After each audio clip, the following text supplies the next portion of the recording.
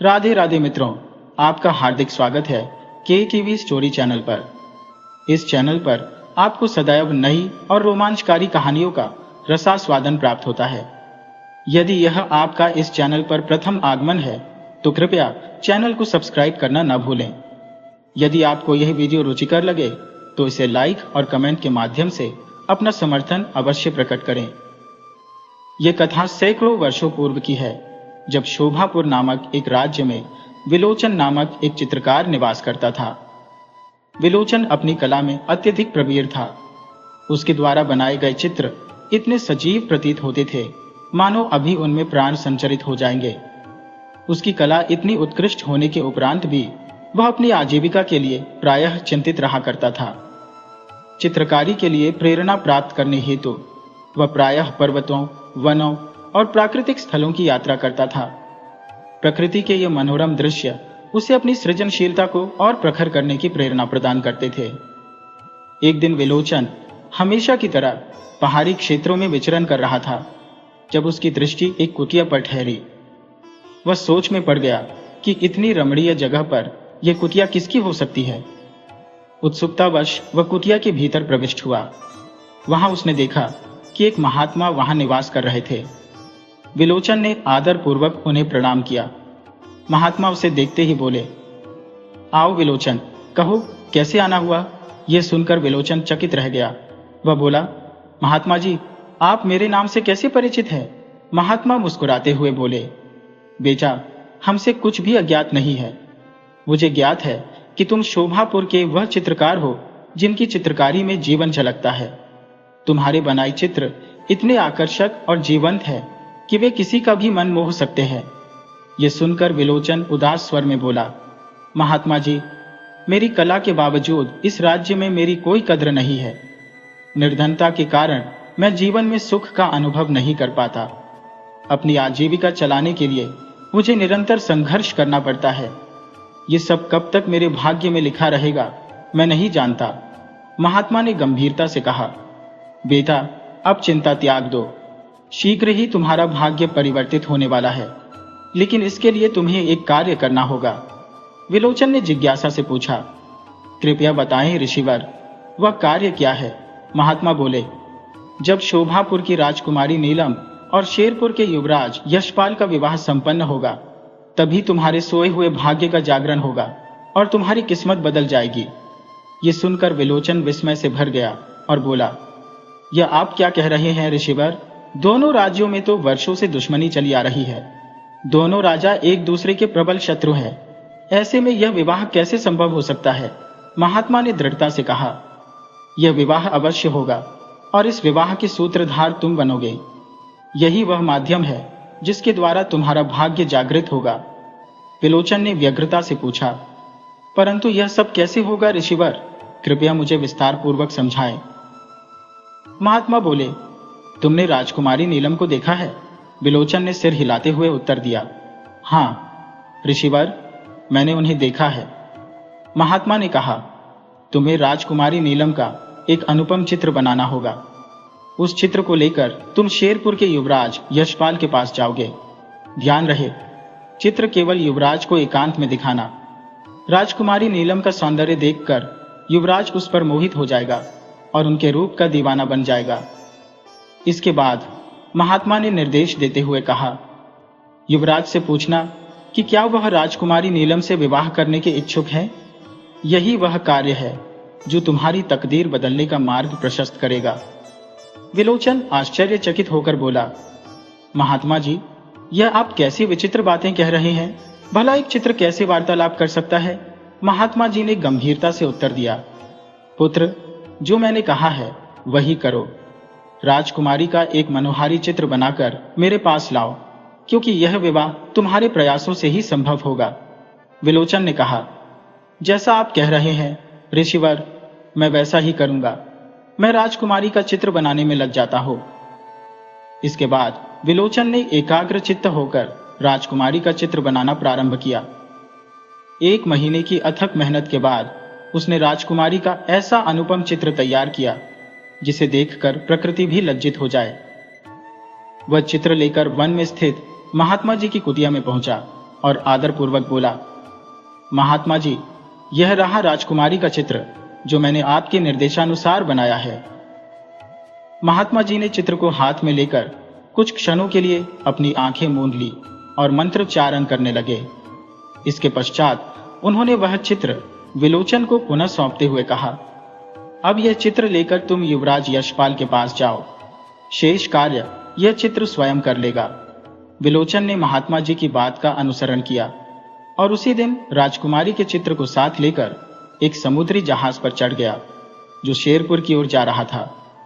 कई दिनों की समुद्री यात्रा के उपरांत वह शेरपुर के तट पर पहुंचा और वहां से राजमहल की ओर बढ़ चला।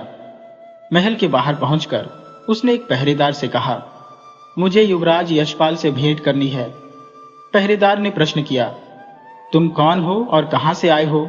विलोचन ने उत्तर दिया, मेरा नाम विलोचन है और मैं समुद्र पार शोभापुर से आया हूं। मैं एक चित्रकार हूं।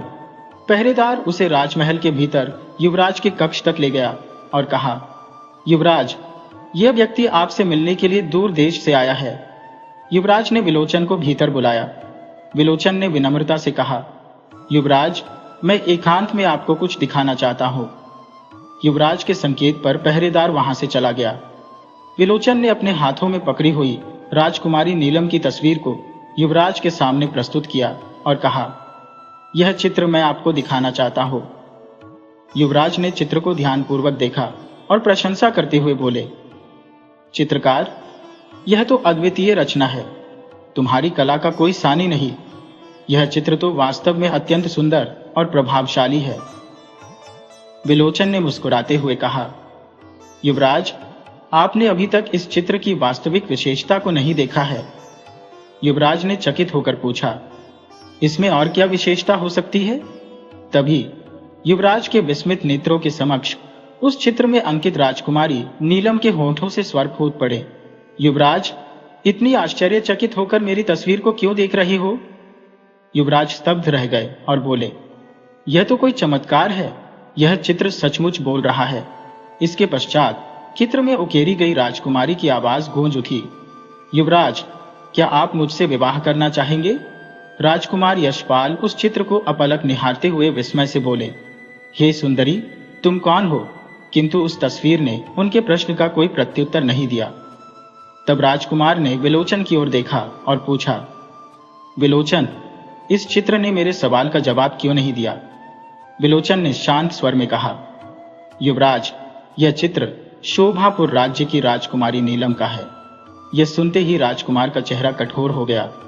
उन्होंने कहा, लेकिन शोभापुर राज्य से तो हमारे वंश की शत्रुता सदियों पुरानी है। तुम शत्रु की राजकुमारी का चित्र मेरे पास क्यों लेकर आए हो?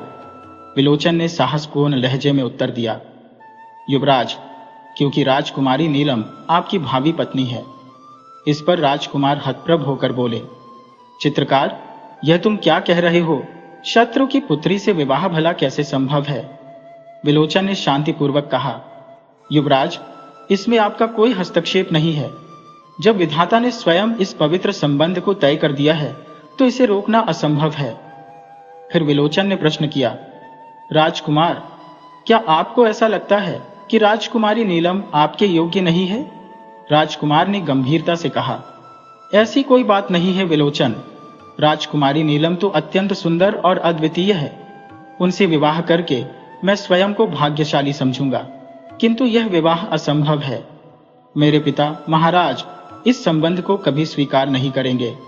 विलोचन ने मुस्कुराकर उत्तर दिया, युवराज, इसकी चिंता आप मुझ पर छोड़ दीजिए। आप बस मुझे यह बताइए कि राजकुमारी नीलम के प्रति आपके क्या विचार है? राजकुमार बोले, सुनो विलोचन, उस चित्र को देखते ही मैं उनकी सुंदरता से सम्मोहित हो गया हूं। मैं उनका दीवाना हो चुका हूं। मैं उन्हें अपनी पत्नी के रूप में पाना चाहता हूं, किंतु मेरी इच्छा से यह विवाह संभव नहीं होगा। विलोचन ने उन्हें आश्वस्त करते हुए कहा, युवराज, यह विवाह अवश्य होगा। मैं अब आपकी तस्वीर बनाना चाहता हूं। राजकुमार ने चौंक कर पूछा, तुम मेरी तस्वीर का क्या करोगे? विलोचन ने उत्तर दिया, युवराज, मैं आपकी तस्वीर शोभापुर ले जाऊंगा और उसे राजकुमारी नीलम को भेंट करूंगा। तब आपकी तस्वीर भी उनसे वही प्रश्न करेगी जो राजकुमारी की तस्वीर ने आपसे किया था। यह सुनकर राजकुमार के मुख पर प्रसन्नता छा गई। उन्होंने कहा, तो विलोचन, तुम मेरी तस्वीर अवश्य बनाओ। इसके पश्चात विलोचन ने राजकुमार का चित्र बनाना प्रारंभ किया। जब चित्र पूर्ण हुआ तो विलोचन ने कहा, युवराज, अब मुझे आज्ञा दें, मैं आज ही शोभापुर लौटना चाहता हूं।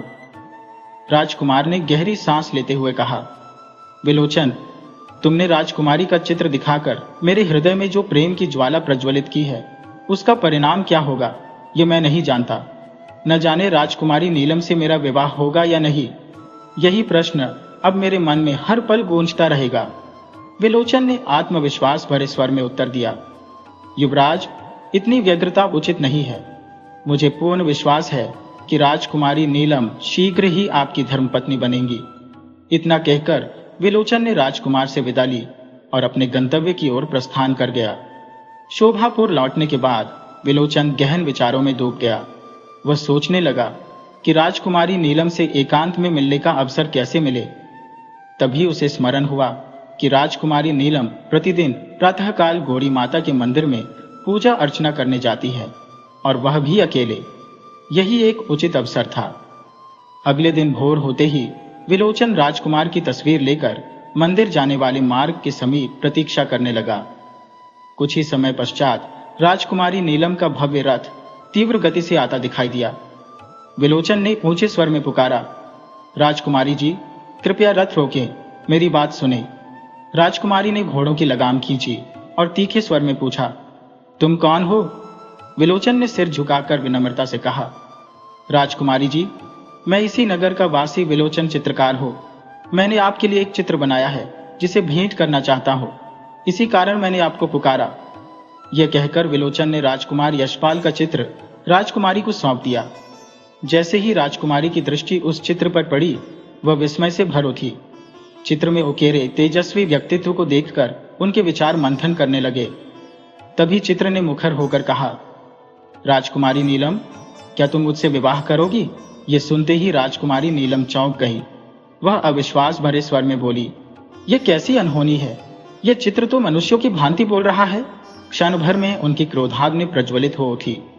उन्होंने विलोचन को फटकारते हुए कहा, यह क्या बेहुदा कृत्य है? इस चित्र ने मुझसे ऐसा अनुचित प्रश्न क्यों पूछा? विलोचन ने शांत और संयत स्वर में उत्तर दिया, राजकुमारी जी, इस चित्र ने जो भी कहा है वह सत्य है। राजकुमारी ने तीखे स्वर में पूछा, तुम्हारा कहने का क्या अभिप्राय है? विलोचन ने गहराई से कहा, यह चित्र शेरपुर के राजकुमार यशपाल का है।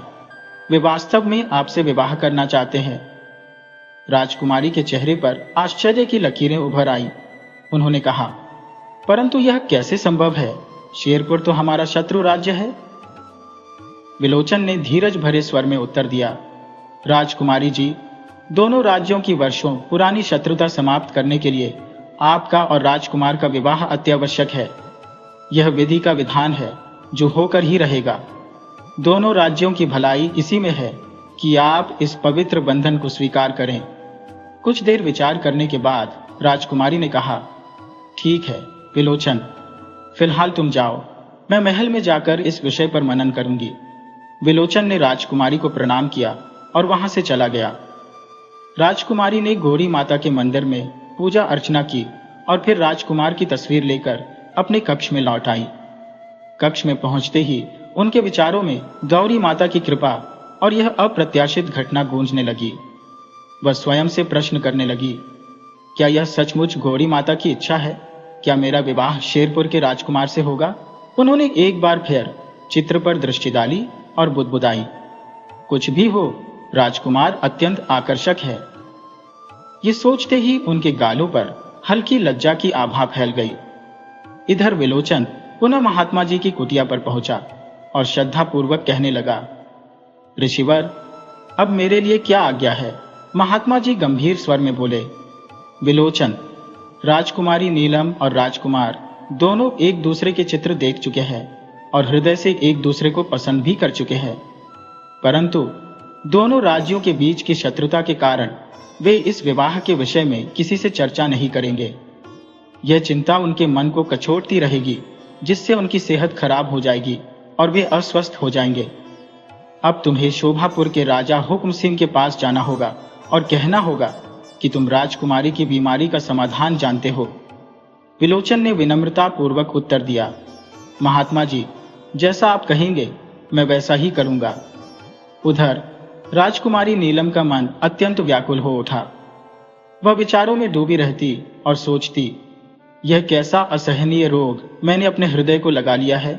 यदि मैं उस चित्र को न देखती तो शायद इस प्रेम की पीड़ा में न पड़ती। पता नहीं मेरा विवाह राजकुमार के साथ होगा भी या नहीं। इस उधेड़बुन में राजकुमारी की स्थिति दिन प्रतिदिन बिगड़ती चली गई। उसने भोजन करना भी त्याग दिया। एक दिन राजकुमारी के कक्ष के बाहर एक दासी ने बार बार द्वार पर दस्तक दी, पर भीतर से कोई उत्तर न आया। यह देखकर दासी चिंतित हो उठी और सोचने लगी, आज राजकुमारी ने द्वार क्यों नहीं खोला? मुझे तुरंत महाराज को सूचित करना चाहिए। दासी शीघ्रता से राजा हुक्म सिंह के पास पहुंची और बोली, महाराज, राजकुमारी ने अपने कक्ष का द्वार भीतर से बंद कर लिया है। मैंने कई बार द्वार खटखटाया पर उन्होंने कोई उत्तर नहीं दिया। ये सुनकर राजा तुरंत राजकुमारी के कक्ष के बाहर पहुंचे। उन्होंने भी द्वार खटखटाया और पुकारा, परंतु राजकुमारी ने कोई प्रतिक्रिया नहीं दी। इस घटना ने राजा हुक्म सिंह को गहरे चिंतन में डाल दिया। वे सोचने लगे, इन दिनों राजकुमारी नीलम को आखिर क्या हो गया है? ना तो वह किसी से बोलती है, ना हंसती है। वैद्य भी उनकी बीमारी का कोई निदान नहीं ढूंढ पाए और अब उन्होंने अपने कक्ष का द्वार भी बंद कर लिया है। उसी दिन राजा ने पूरे नगर में यह घोषणा करवाई, जो भी राजकुमारी नीलम के कक्ष का द्वार खुलवाएगा और उनकी बीमारी का उपचार करेगा, उसे मुंह मांगा इनाम दिया जाएगा। यह घोषणा विलोचन के कानों तक भी पहुंची। वह तुरंत राजा हुक्म सिंह के पास गया और बोला, महाराज, मैंने आपकी मुनादी सुनी। मैं आपकी सहायता के लिए यहाँ आया हूँ। समुद्र पार मेरा एक मित्र है जो राजकुमारी नीलम के बंद कक्ष का द्वार खोल सकता है और उनके रोग का निवारण भी कर सकता है। राजा ने तत्परता से कहा, तो तुम शीघ्र समुद्र पार जाकर अपने मित्र को बुला लाओ। तुम्हारी इस यात्रा का पूरा प्रबंध हम करेंगे। विलोचन उसी दिन राजा द्वारा प्रदत्त समुद्री जहाज पर सवार होकर शेरपुर की ओर प्रस्थान कर गया। कुछ दिनों की यात्रा के पश्चात उसका जहाज शेरपुर के तट पर जा लगा। महल में पहुंचकर विलोचन ने राजकुमार से मुलाकात की और गंभीर स्वर में बोला, राजकुमारी नीलम की हालत अत्यंत चिंताजनक हो गई है। तुम्हारी तस्वीर देखने के बाद से ही वह बिल्कुल मौन रहने लगी है। यहां तक कि उन्होंने भोजन करना तक छोड़ दिया है। विलोचन की बात सुनकर राजकुमार गहरी चिंता में डूब गया और बोला, यह तो बहुत ही दुर्भाग्यपूर्ण है। विलोचन ने आगे कहा, स्थिति इतनी विकट हो गई है कि राजकुमारी ने अपने कक्ष का द्वार भी बंद कर लिया है। हमने भरसक प्रयास किया, किंतु राजकुमारी ने किसी की भी बात नहीं मानी। हर कोई असफल होकर हार मान चुका है।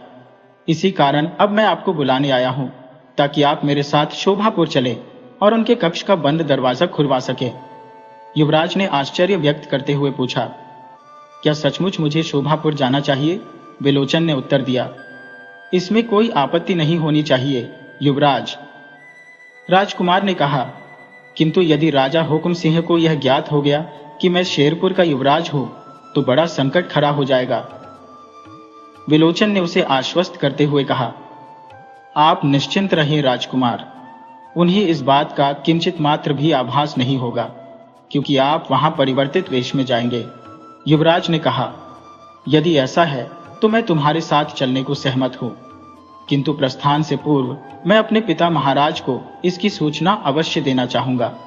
इसके पश्चात राजकुमार ने एक सैनिक को बुलाया और निर्देश दिया, मैं एक महत्वपूर्ण कार्य हेतु समुद्र पार जा रहा हूं। यह संदेश पिताजी महाराज तक पहुंचा देना। तत्पश्चात राजकुमार यशपाल एक समुद्री जहाज में बैठकर शोभापुर के लिए प्रस्थान कर गया। जब वे शोभापुर के समुद्री तट पर पहुंचे, विलोचन ने देखा कि राजकुमार का स्वरूप क्लांत और उदास लग रहा था। उसने पूछा, राजकुमार, आपने यह कैसी दशा बना रखी है? युवराज ने उत्तर दिया, विलोचन, जब से मैंने राजकुमारी नीलम की तस्वीर देखी है, तब से मेरा मन उनके विचारों में कैद हो गया है। न भोजन रुचिकर लगता है और न जल। हर समय यही सोचता हूं कि किसी न किसी प्रकार से मैं राजकुमारी को अपने जीवन में शामिल कर सकूं।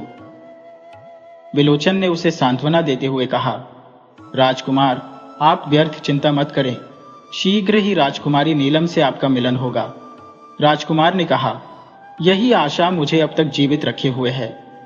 विलोचन ने कुछ वस्त्र राजकुमार को सौंपते हुए कहा, राजकुमार, यह वस्त्र धारण कर लें।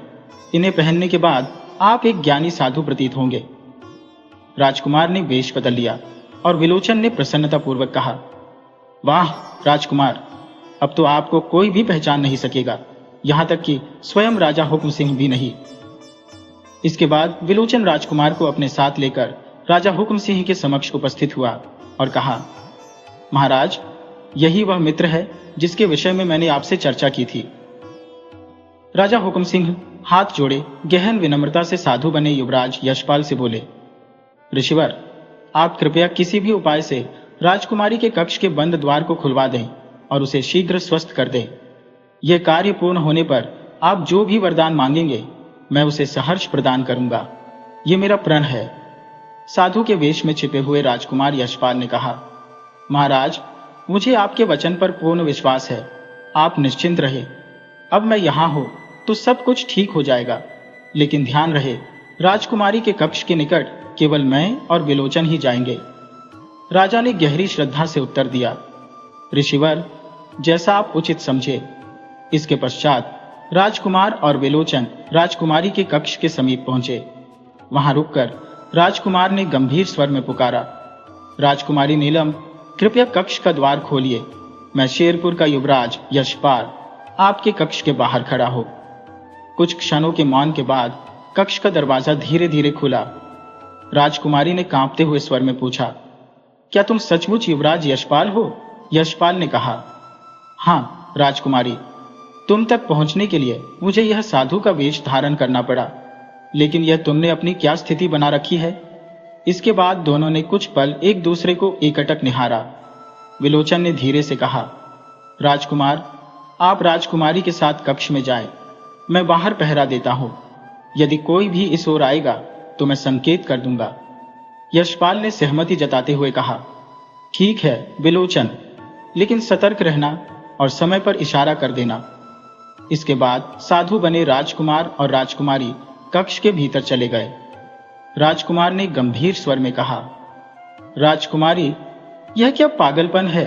खाना पीना छोड़कर तुम क्या जीते जी मृत्यु को बुला रही हो? राजकुमारी की आंखों में आंसू छलक पड़े। उसने कहा, युवराज, तुम्हारे बिना जीवित रहकर मैं क्या करूंगी? ऐसा जीवन मृत्यु से भी बदतर है। यशपाल ने उसकी ओर सांत्वना भरे शब्दों में कहा, नहीं राजकुमारी, ऐसा मत कहो। जब तक मैं जीवित हूं तुम्हें कुछ नहीं होगा। यदि हम जीवित रहेंगे तो साथ रहेंगे, और यदि मरेंगे तो साथ मरेंगे। राजकुमारी ने उदासी भरे स्वर में उत्तर दिया, युवराज, यह असंभव है। मेरा और तुम्हारा मिलन कभी नहीं हो सकता। राजकुमार ने मुस्कुराते हुए कहा, राजकुमारी, कल दरबार में मैं तुम्हारे पिताजी से तुम्हारा हाथ मांगूंगा। तब देखना, वे प्रसन्न मन से तुम्हारा विवाह मुझसे करने के लिए सहमत हो जाएंगे। ये सुनते ही राजकुमारी का चेहरा खिल उठा। उसने आश्चर्य से पूछा, क्या सचमुच ऐसा हो सकता है? यशपाल ने विश्वासपूर्वक कहा, हाँ राजकुमारी, ऐसा ही होगा। लेकिन अब तुम कुछ खा लो ताकि तुम्हारे शरीर में थोड़ी ताकत आ सके। कुछ देर बाद नीलम ने सचमुच बड़े चाव से भोजन करना प्रारंभ कर दिया। दूसरे दिन प्रातःकाल विलोचन साधु का वेश धारण किए हुए राजकुमार के साथ राजा के दरबार में उपस्थित हुआ। राजा ने उन्हें देखते ही हर्षोल्लास से कहा, ऋषिवर, मैं आपकी अथाह कोशिशों से अति प्रसन्न हो। आपकी कृपा से मेरी बेटी ने न केवल अपने कमरे का बंद दरवाजा खोला, बल्कि भोजन भी ग्रहण किया। अब आप बताइए कि आपको इनाम में क्या चाहिए? आप जो भी मांगेंगे मैं वह अवश्य दूंगा। राजकुमार, जो साधु का रूप लिए हुए था, विनम्र स्वर में बोला, महाराज, यदि आप मेरे आग्रह को स्वीकारने का वचन दे चुके हैं तो मैं निवेदन करता हूं, लेकिन यह मान सुनने के लिए मन को स्थिर कर लीजिए। राजा ने गर्व और गंभीरता के साथ कहा, ऋषिवर, मैं अपना वचन दे चुका हूं, मांगिए जो आपका मन चाहे। राजकुमार ने शांत और स्थिर स्वर में कहा, तो सुनिए महाराज, मुझे राजकुमारी नीलम चाहिए।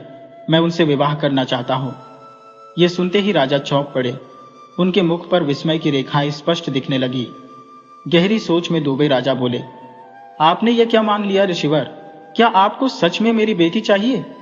राजकुमार ने दृढ़ता से उत्तर दिया, हाँ महाराज, मैं नीलम से विवाह करना चाहता हूं, इसी समय इसी स्थान पर। राजा कुछ पल तक असमंजस में रहे। अंततः उन्होंने भारी मन से कहा, ऋषिवर, मैंने आपको वचन दिया है, इसीलिए मैं अपनी बेटी का विवाह आपके साथ करने से इनकार नहीं कर सकता। साधु बने राजकुमार ने मंद मंद मुस्कान के साथ पूछा, तो क्या आप राजकुमारी नीलम का विवाह मुझसे करने को सहमत हैं? राजा ने गहरी सांस लेते हुए कहा, हाँ ऋषिवर, मैं अभी राजकुमारी को दरबार में बुलवाता हूं। कुछ ही क्षणों बाद राजकुमारी को बुलाया गया और विधि पूर्वक विवाह संपन्न हुआ। राजकुमार और राजकुमारी ने एक दूसरे को वरमाला पहनाई। विवाह संपन्न होने के उपरांत राजा ने कहा, ऋषिवर, अब आप इतना तो बताइए कि आप मेरी बेटी को विदा कर कहां ले जाएंगे? राजकुमार ने सहज भाव से उत्तर दिया, महाराज, मैं शेरपुर राज्य का निवासी हूं, इसलिए मैं राजकुमारी को अपने राज्य शेरपुर ही ले जाऊंगा। ये सुनकर राजा हतप्रभ रह गए। उनके स्वर में अविश्वास छलक उठा। क्या आप शेरपुर के निवासी हैं?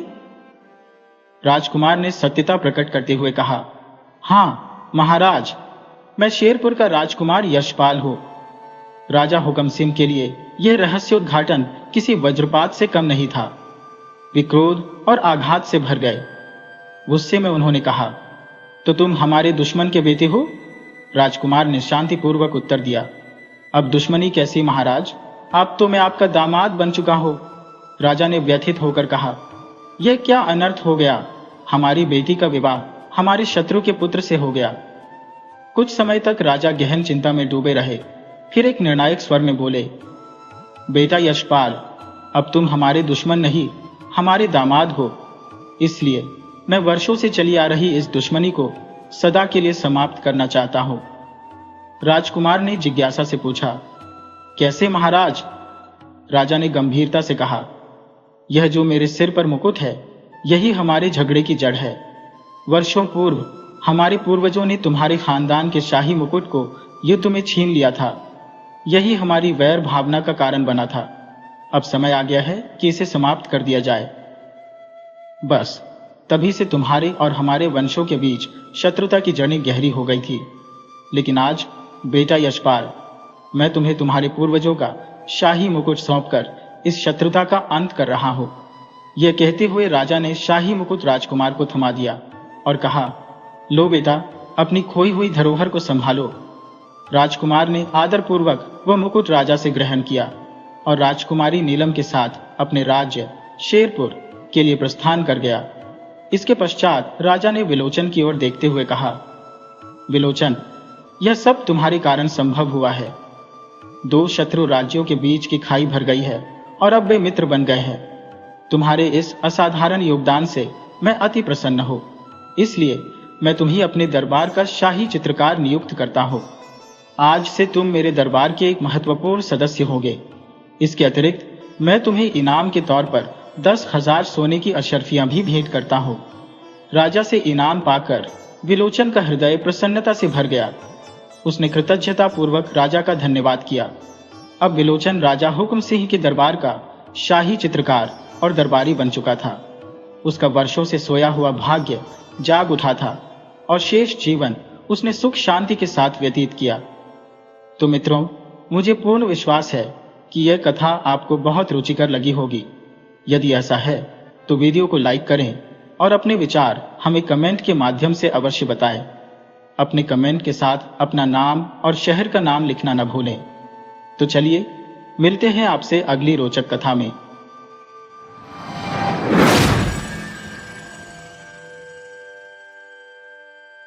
बहुत पहले की बात है। एक गांव में एक बुजुर्ग लोहार अपने बेटे के साथ रहता था। वह लोहार स्वभाव से अत्यंत नेक और विवेकशील व्यक्ति था। उसका एक पुराना सा मकान था जिसमें केवल 2 कक्ष थे। एक कक्ष में पिता पुत्र रहते थे और दूसरे कक्ष को उन्होंने अस्तबल में परिवर्तित कर रखा था, जहां उनका एक शानदार और दुर्लभ नस्ल का घोड़ा रहता था। इस घोड़े की कहानी भी अनोखी थी। वर्षों पहले किसी ने उस लोहार को घोड़े का एक छोटा बच्चा उपहार स्वरूप दिया था। लोहार ने उसे अपने बेटे के समान प्यार और देखभाल से बड़ा किया। वह अक्सर कहा करता था, मेरे 2 बेटे हैं, एक मेरा पुत्र और दूसरा यह घोड़ा। जब वह घोड़ा युवा हुआ तो उसकी खूबसूरती की चर्चा चारों ओर फैल गई। दूर दूर से लोग उसे देखने आते और उसकी प्रशंसा किए बिना नहीं रहते। किसी दिन पड़ोसी गांव के एक अमीर सेठ को इस घोड़े की खबर मिली। सेठ को घोड़े पालने का बड़ा शौक था। वह लोहार के घर आया और जब उसने घोड़े को देखा तो उसका मन मोह लिया। सेठ ने लोहार से उस घोड़े के लिए भारी कीमत देने की पेशकश की, परंतु लोहार ने विनम्रता से उत्तर दिया, जनाब, यह घोड़ा नहीं, मेरा बेटा है। अपनी औलाद को कोई बेचता नहीं। सेठ यह सुनकर निराश होकर लौट गया, पर जाने से पहले उसने लोहार को ताने मारते हुए कहा, तुम्हारे पास खुद के खाने के लिए दाने नहीं, लेकिन इतना कीमती घोड़ा पाल रखा है। यह घोड़ा किसी रईस के अस्तबल की शान होना चाहिए। लोहार ने उसकी बातों को अनसुना कर दिया। कुछ समय बाद गांव के कुछ लोग लोहार के पास आए और उसे समझाने लगे। उन्होंने कहा, तुम गरीब आदमी हो, इस दुर्लभ नस्ल के घोड़े को कब तक संभाल पाओगे? जब तुम्हें इतनी अच्छी कीमत मिल रही है तो इसे बेच क्यों नहीं देते? कहीं ऐसा ना हो कि कोई इसे चुरा ले जाए और तुम हाथ मलते रह जाओ। उनकी बातें सुनकर लोहार बस मुस्कुराया और उनका धन्यवाद करते हुए उन्हें विदा कर दिया। गांव वाले नाक भौं सिकोड़ते हुए लौट गए। बुजुर्ग लोहार को एक अनोखी आदत थी कि वह साधु संतों और तपस्वियों का अत्यंत सम्मान करता था। जब भी उसके द्वार पर कोई संत या सन्यासी आता, वह उसे ससम्मान भोजन कराता। एक दिन पास वाले गांव के उसी लालची सेठ ने लोहार से उसका घोड़ा हथियाने की एक चाल सोची। उसने अपने एक बूढ़े नौकर को साधु के वेश में लोहार के पास भेज दिया। नकली साधु ने लोहार के घर पहुंचते ही उसकी आदत का लाभ उठाया। लोहार ने उसे आदरपूर्वक बैठाया और भोजन करवाया। खाना खाने के बाद उस साधु ने घोड़े की ओर इशारा करते हुए कहा, यह घोड़ा एक गुप्त रहस्य छुपाए हुए है। इसकी नस्ल ऐसी है जो केवल अमीर लोगों को ही अनुकूल होती है। अगर यह घोड़ा गरीब घर में रहे तो किसी जवान पुरुष की मृत्यु का कारण बन सकता है। जाते जाते उसने लोहार को चेतावनी भरे स्वर में कहा, यह घोड़ा तुम्हारे नसीब को बर्बाद कर सकता है। इसे जल्द ही बेच देना ही उचित होगा।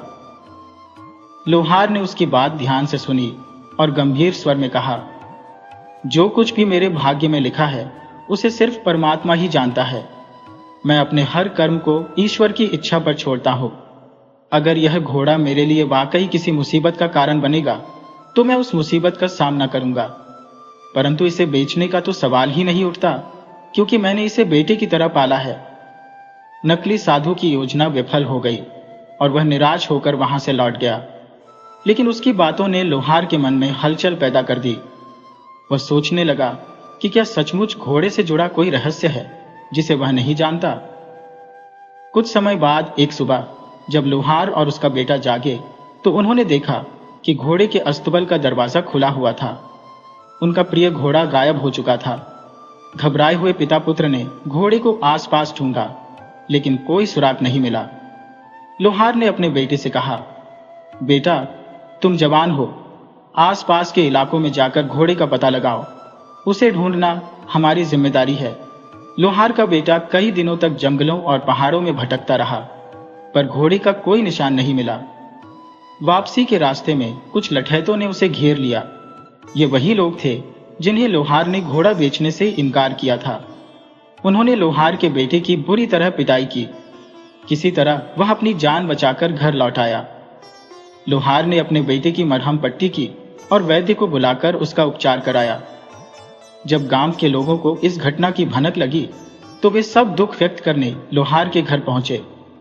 जो लोग पहले लोहार को घोड़ा बेचने की सलाह देते थे, उन्होंने तुरंत उसे व्यंग्यात्मक तानों से घेर लिया। वे कहने लगे, हमने तो तुम्हें पहले ही समझाया था कि इस घोड़े को बेच दो, लेकिन तुम अपनी हठधर्मिता में अड़े रहे। अब देखो, न केवल घोड़ा गया बल्कि तुम्हारा बेटा भी घायल हो गया। लोहार शांतिपूर्वक उनकी सारी बातें सुनता रहा। फिर बड़ी ही स्थिरता और सहजता से बोला, भाइयों, मैं आप सबका आभारी हूं कि आप मेरे दुख को बांटने आए, लेकिन मैं यह समझ नहीं पा रहा हूं कि इसमें दुर्भाग्य कहां से आया। यह सच है कि मेरा घोड़ा गायब हो गया था और मेरे बेटे को चोट भी आई है, मगर यह मान लेना कि यह सब दुर्भाग्य का परिणाम है, ये मुझे समझ नहीं आता। लोहार की बातों से ग्रामीण विस्मित रह गए। वे आपस में फुसफुसाने लगे। लगता है दुख के कारण इस बूढ़े का दिमाग ठिकाने पर नहीं है। अगर यह दुर्भाग्य नहीं तो और क्या है। एक महंगा घोड़ा चोरी हो गया और बेटा भी घायल हो गया। अपनी भौहें चढ़ाते हुए वे लोग वहां से लौट गए। इस घटना को बीते अभी 3 दिन ही हुए थे कि अचानक लोहार का घोड़ा वापस लौट आया। लेकिन यह अकेला नहीं था। वह जंगल से 4 और बेहद शानदार नस्ल के घोड़े साथ लेकर आया था। लोहार और उसका बेटा यह नजारा देखकर हतप्रभ रह गए। यह खबर आग की तरह पूरे गांव में फैल गई। अब वे ही लोग जो उसे ताने मार रहे थे उसे बधाई देने आने लगे। वे कहने लगे, हमसे उस दिन गलती हो गई। दरअसल घोड़े का गायब हो जाना दुर्भाग्य नहीं बल्कि सौभाग्य की बात थी। देखो तुम्हारी किस्मत कितनी अच्छी निकली कि अब तुम एक नहीं बल्कि 5 घोड़ों के मालिक हो। लोहार ने उनके उत्साह को शांतिपूर्वक सुना और फिर गंभीर स्वर में कहा, भाइयों, आपकी बातों के लिए धन्यवाद, मगर मुझे एक बार फिर समझ नहीं आया कि इसमें सौभाग्य की बात कहाँ है। यह सच है कि मेरा घोड़ा लौट आया और अपने साथ 4 और घोड़े ले आया, परंतु इसमें सौभाग्य कैसे जुड़ा? यह सुनकर गांव के लोग चुपचाप वहां से लौट गए। वे बुदबुदा रहे थे, यह बूढ़ा तो 5 घोड़ों का मालिक बनकर घमंडी हो गया है। इस घटनाक्रम के बाद लोहार और उसके बेटे का कामकाज पहले से कहीं अधिक बढ़ गया। पहले जहां केवल 1 घोड़े की देखभाल करनी होती थी, अब उन्हें 5 घोड़ों की जिम्मेदारी निभानी पड़ रही थी। एक दिन की बात है, जब लोहार अपने घोड़ों की देखरेख में व्यस्त था, तभी एक अप्रत्याशित घटना घटी। उन 4 जंगली घोड़ों में से एक, जो पहले उसके पास आए थे, अचानक बेकाबू हो गया और उसने लोहार के बेटे को इतनी जोर से धक्का दिया कि वह जमीन पर गिर पड़ा। गिरने की वजह से उसकी टांग टूट गई। लोहार स्वभाव से बेहद धैर्यवान व्यक्ति था, लेकिन इस घटना ने उसे उस साधु की भविष्यवाणी याद दिला दी, जिसने कहा था कि ये घोड़े उसके घर के नौजवान के लिए अनिष्टकारी हो सकते हैं। जब गांव वालों को इस घटना का पता चला तो पूरा गांव लोहार के घर उमड़ पड़ा। कुछ लोग कहने लगे, बाबा, आप बिल्कुल सही थे, हम ही आपकी बातों को नहीं समझ सके। इन घोड़ों का आपके पास आना सौभाग्य नहीं बल्कि दुर्भाग्य की निशानी था। देखिए, ये घोड़े आपके लिए अभिशाप बन गए। आपके बेटे की टांग टूट गई। अब तो यह भी नहीं कहा जा सकता कि वह ठीक हो पाएगा या नहीं। आप तो पहले से ही वृद्ध हैं। आपका सारा काम आपका बेटा ही संभालता था। अब आपकी मुश्किलें और बढ़ जाएंगी। लगता है आपकी किस्मत ही खराब है। लोहार ने गहरी सांस ली और हल्की झुंझलाहट के साथ जवाब दिया, गांव वालों, हर घटना के लिए किस्मत को दोष मत दो। जितना हुआ है उसी के बारे में सोचो और बात करो। मेरा बेटा गिरकर टांग तुड़वा बैठा, ये सच है, पर बाकी किस्मत की बातें तो केवल ईश्वर ही जानता है। लोहार की बात सुनकर गांव वाले गुस्से में आपस में कहने लगे, चलो भाइयों, ये बुढ़ा हर बार हमें नीचा दिखाने की कोशिश करता है। यहां रुकने का कोई फायदा नहीं। इतना कहकर वे सब वहां से चले गए। ये घटना हुए अभी 1 हफ्ता ही बीता था कि अचानक उस राज्य पर पड़ोसी राज्य की सेना ने हमला कर दिया। युद्ध की शुरुआत हो गई और यह युद्ध कई दिनों तक चला। इस दौरान राज्य की सेना को भारी क्षति पहुंची। हालात बिगड़ते देख राजा ने घोषणा की कि राज्य के सभी जवान लड़कों को सेना में भर्ती किया जाएगा ताकि दुश्मन से मुकाबला किया जा सके। राजा की सेना का एक दस्ता गांव-गांव घूमने लगा और जहां भी नौजवान लड़के मिलते उन्हें जबरदस्ती सेना में भर्ती किया जाने लगा। अगले ही दिन वह दस्ता लोहार के गांव भी पहुंचा। उन्होंने गांव के सभी नौजवान लड़कों को सेना में भर्ती कर लिया, लेकिन लोहार के बेटे को छोड़ दिया क्योंकि उसकी टांग टूटी हुई थी और वह सेना में भर्ती के योग्य नहीं था। अब गांव के लोग शोकग्रस्त और निराश होकर उस लोहार के पास पहुंचे और बोले, बाबा, हम तो तुम्हें अज्ञान समझते थे, मगर तुम तो सबसे अधिक समझदार निकले। सचमुच तुम्हारे बेटे के साथ जो हादसा हुआ वह दुर्भाग्य नहीं बल्कि तुम्हारी सौभाग्यशाली नियति थी। हमारे बेटे तो युद्ध के लिए चले गए हैं और यह भी नहीं मालूम कि वे जीवित लौटकर आएंगे या नहीं। तुम्हारा बेटा तो यहीं घर पर सुरक्षित है और कुछ ही दिनों में ठीक भी हो जाएगा। लोहार ने सभी को सांत्वना दी और समझाते हुए कहा, भाइयों, अगर तुम जीवन के मर्म को समझ पाते तो अब भी ऐसे व्यथित ना होते। मेरा तो यही मानना है कि हर घटना के पीछे एक गूढ़ उद्देश्य छिपा होता है, जिसे केवल ईश्वर ही बेहतर समझ सकता है।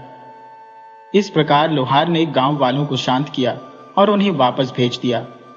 कुछ समय बीता और उस राज्य की सेना ने दुश्मन की सेना को पराजित कर दिया। अब युद्ध के भयावहता की जगह चारों ओर शांति फैलने लगी। राज्य के राजा ने महसूस किया कि युद्ध समाप्त होने के बाद अब उसे अपनी प्रजा के हालात का जायजा लेना चाहिए। उन्होंने सोचा कि लोगों के दुख सुख को समझने और उनकी कठिनाइयों को दूर करने का समय आ गया है। एक दिन राजा ने सभी गांव वालों को अपने महल में आमंत्रित किया और उनके लिए भव्य भोज का आयोजन किया। पूरा गांव महल में जमा हो गया और वो वृद्ध लोहार भी वहां मौजूद था। गांव वालों ने राजा को लोहार के साथ घटी सारी घटनाएं बताई, कैसे उसका घोड़ा गुम हो गया, फिर 4 और घोड़े साथ लेकर आया, कैसे उसके बेटे की टांग टूट गई और इसी वजह से वह युद्ध से बच गया। सभी ने यही कहा कि लोहार सचमुच किस्मत का धनी है। राजा ने लोहार को अपने पास बुलाया और कहा, मैंने तुम्हारे जीवन की उतार चढ़ाव भरी कथा सुनी है। ये घटनाएं सचमुच अद्भुत है, लेकिन सबसे अधिक चकित करने वाली बात यह है कि तुमने हर कठिनाई को बिना शिकायत के स्वीकार किया और उसका डट कर सामना किया। मैं यह जानना चाहता हूं कि तुम्हारे भीतर यह धैर्य और साहस कहां से आता है।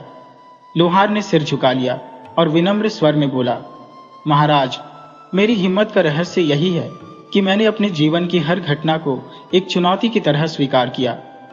मैंने अपनी जिंदगी से यही सीखा है कि हर घटना, चाहे वह खुशी की हो या दुख की, वास्तव में एक परीक्षा होती है। हमें खुशियों में अहंकारी नहीं होना चाहिए और न ही दुखों में निराश, बल्कि यह सोचना चाहिए कि जो कुछ भी होता है वह ईश्वर की योजना के अंतर्गत और सबकी भलाई के लिए होता है। राजा लोहार की कही बातों से अत्यधिक प्रभावित हुआ और बोला, तुम्हारी अदम्य साहस और अडिग जिजीविषा ने मुझे बहुत प्रभावित किया है। इसी कारण मैं तुम्हें इनाम स्वरूप आज से इस गांव का मुखिया नियुक्त करता हूं। साथ ही तुम्हें एक भव्य आवास और एक विशाल अस्तबल प्रदान किया जाएगा। इसके अतिरिक्त घोड़ों की देखभाल के लिए 4 सहायक भी दिए जाएंगे।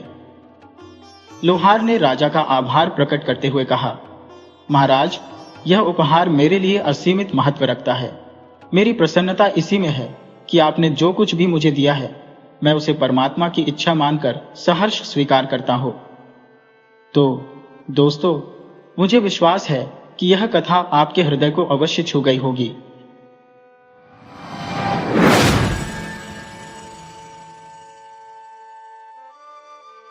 राधे राधे दोस्तों, आज हम आपके समक्ष एक बुढ़िया और उसके 5 पुत्रों की प्रेरणादायक कथा प्रस्तुत करने जा रहे हैं।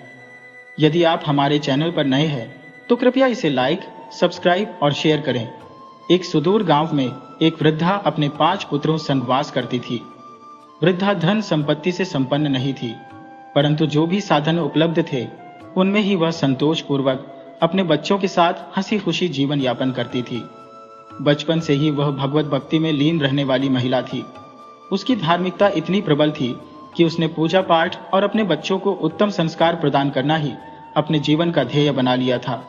वृद्धा भोलेनाथ की अनन्य भक्त थी।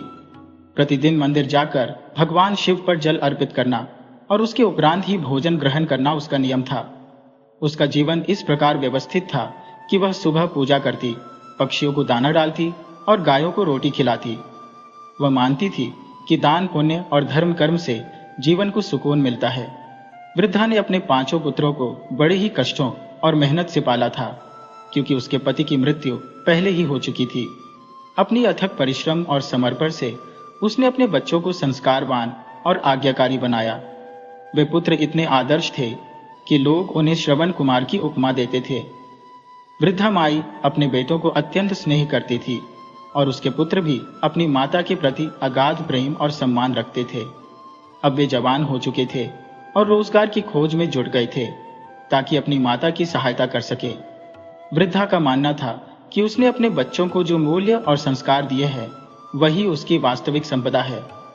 वह अपने जीवन में जितनी भी साधन संपन्नता थी उसमें परम संतोष अनुभव करती थी। वह अपनी संतान को 5 रत्न कहकर संबोधित करती थी। लंबे समय तक उसे यह ज्ञात नहीं था कि उसके इन पुत्रों में प्रत्येक के पास एक विशिष्ट और असाधारण गुण है। जब यह सत्य उजागर हुआ तो उसकी संतुष्टि और गर्व की अनुभूति और भी प्रगाढ़ हो गई। यह वृद्धा माई की अनन्य भक्ति और भगवान शिव में उसकी अटल आस्था का ही परिणाम था कि उसके पुत्रों को ये चमत्कारी गुण प्राप्त हुए।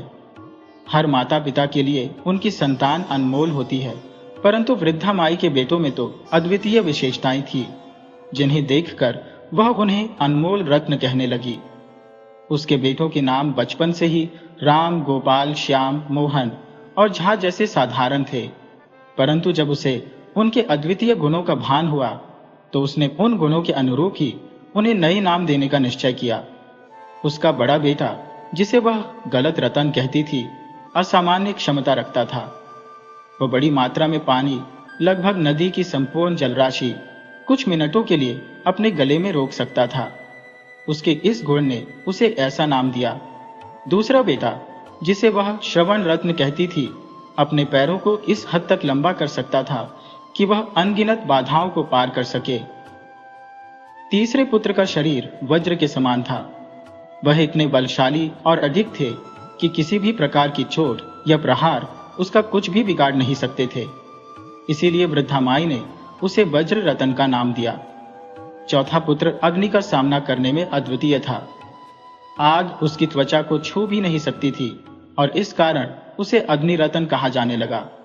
सबसे छोटा बेटा, जिसे वह सांस रतन कहती थी, अपनी सांस को संपूर्ण दिन तक रोकने में सक्षम था। जहां सामान्य मनुष्य कुछ सेकंड तक ही सांस रोक सकता है, वहां उसका यह गुण किसी साधारण व्यक्ति की कल्पना से परे था। इन सभी चमत्कारी गुणों के कारण वृद्धा माई को अपने बेटों पर गर्व था। वह बार बार भगवान शिव की स्तुति करती और कहती, ये मेरी तपस्या और भोले बाबा की कृपा का प्रत्यक्ष प्रमाण है।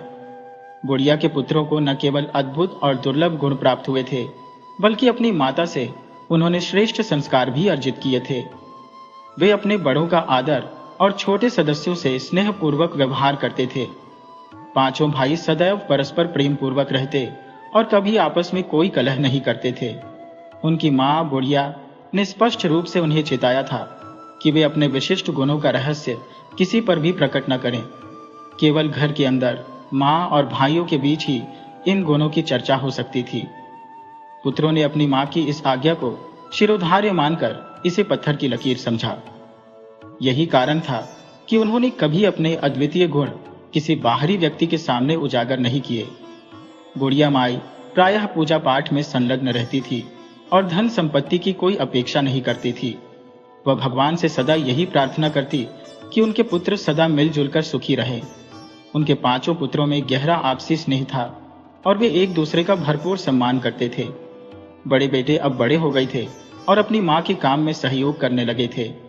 उनका परिवार मछलियां पकड़ने और बेचने का कार्य करता था, क्योंकि वे मछुआरा जाति से थे। बुढ़िया ने अपने बच्चों को मछलियां बेचकर ही पाला था। जब उसे समय मिलता था, वह घर घर काम करके अतिरिक्त आमदनी जुटाती थी।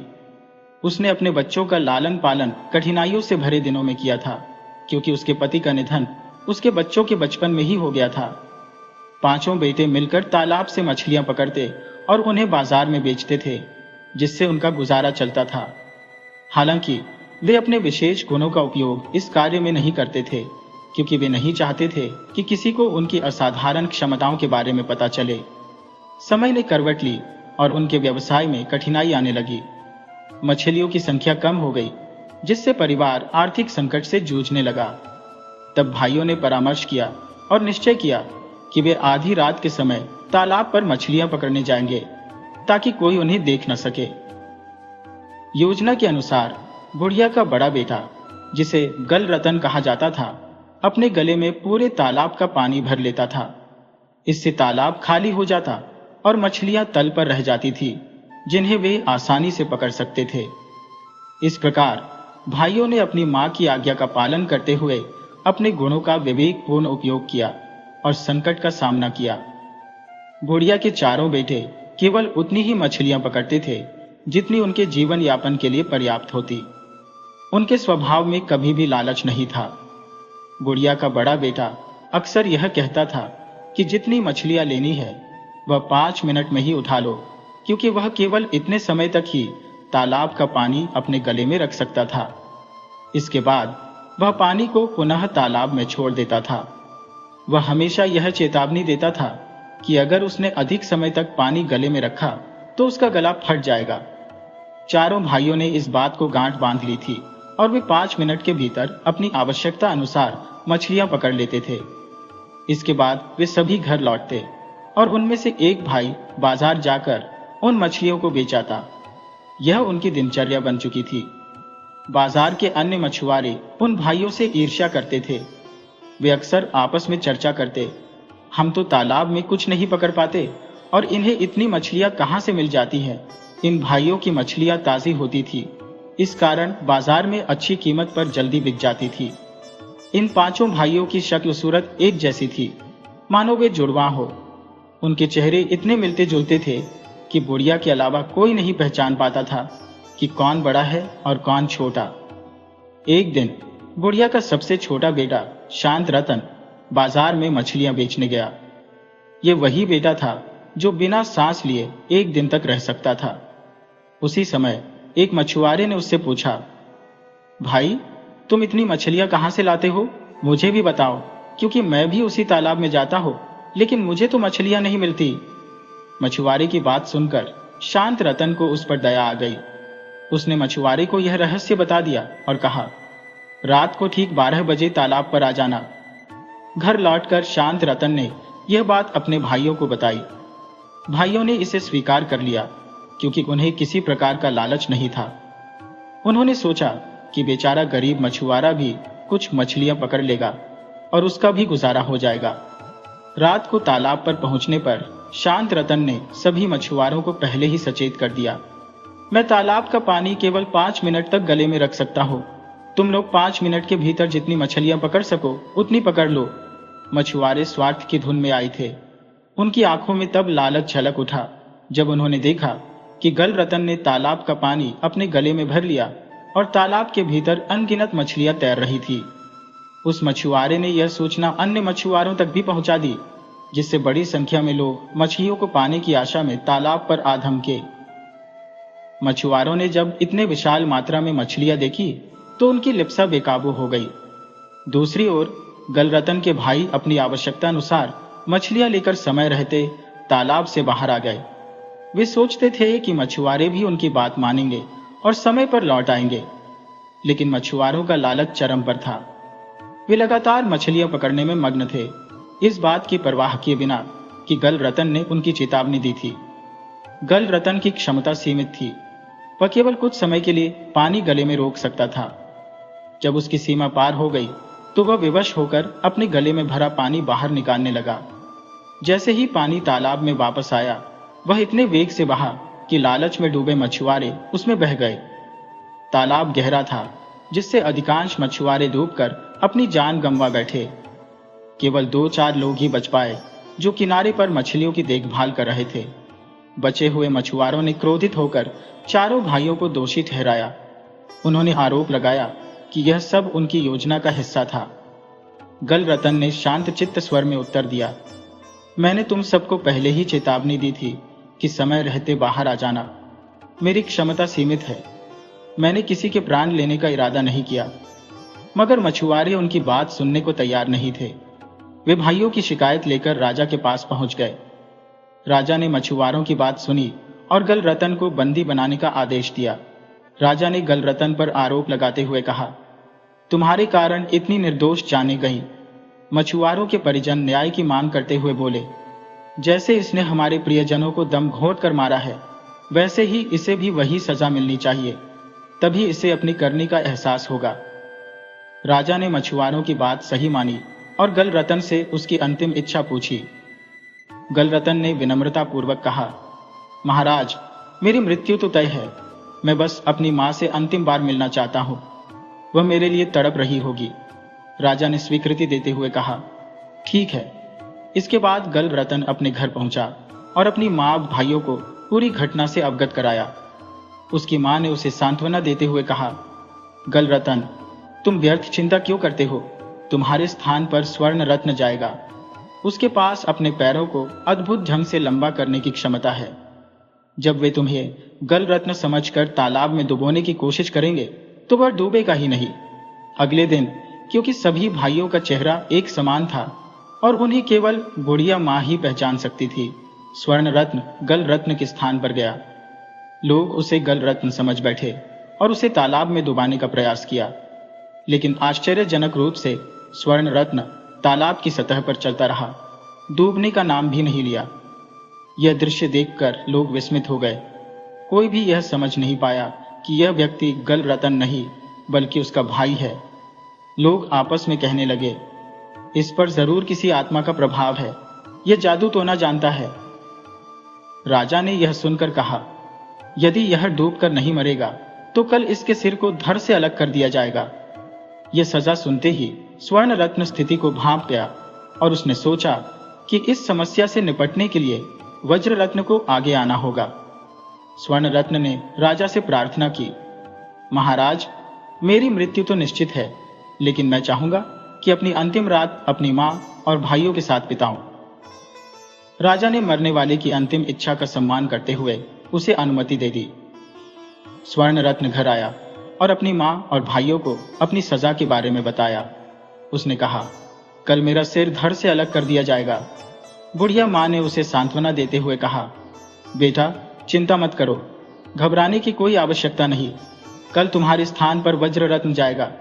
जब जल्लाद अपनी तलवार उठाएंगे तो वह वज्र रत्न का सिर काट नहीं पाएंगे। अगले दिन वज्र रत्न राजा के दरबार में पहुंचा। जल्लाद ने तलवार उठाई और वज्र रत्न का सिर धड़ से अलग करने की कोशिश की, लेकिन जैसे ही तलवार चली वह 2 टुकड़ों में विभाजित हो गई। यह देखकर सभी लोग आश्चर्यचकित रह गए। कोई समझ नहीं पाया कि यह चमत्कार कैसे हुआ। राजा ने क्रोधित होकर कहा, यह ऐसे नहीं मरेगा, इसे कल आग में जलाया जाएगा। देखते हैं कि इसे आग से कौन बचाता है। राजा ने आदेश दिया कि गल रत्न को, जो वास्तव में वज्र रत्न था, अगले दिन जिंदा आग में जलाया जाएगा। वज्र रत्न राजा से निवेदन करता है, महाराज, जब मैं यहाँ आ रहा था मेरी माँ असीम दुख में डूबी हुई थी। वे बार बार बिलख रही थी और कह रही थी कि कल तो मेरे बेटे की मृत्यु निश्चित है। मेरी विनती है कि आज की रात मुझे अपनी माँ और भाइयों के साथ बिताने दें। कल तो आप मुझे अग्नि में जलाकर दंड देंगे। मेरी यह अंतिम इच्छा है। राजा उसकी बात मान लेता है और उसे घर लौटने की अनुमति दे देता है। वज्ररत्न घर पहुंचकर अपनी माँ और भाइयों को अपनी सजा के बारे में बताता है। उसकी माँ, जो अत्यंत धैर्यशील और ईश्वर पर अटूट श्रद्धा रखने वाली थी, तुरंत भगवान शिव की आराधना में लीन हो जाती है। वे प्रार्थना करती हैं, हे भोलेनाथ, आप तो महाकाल हैं, कालों के काल, मेरे बेटों की रक्षा करें।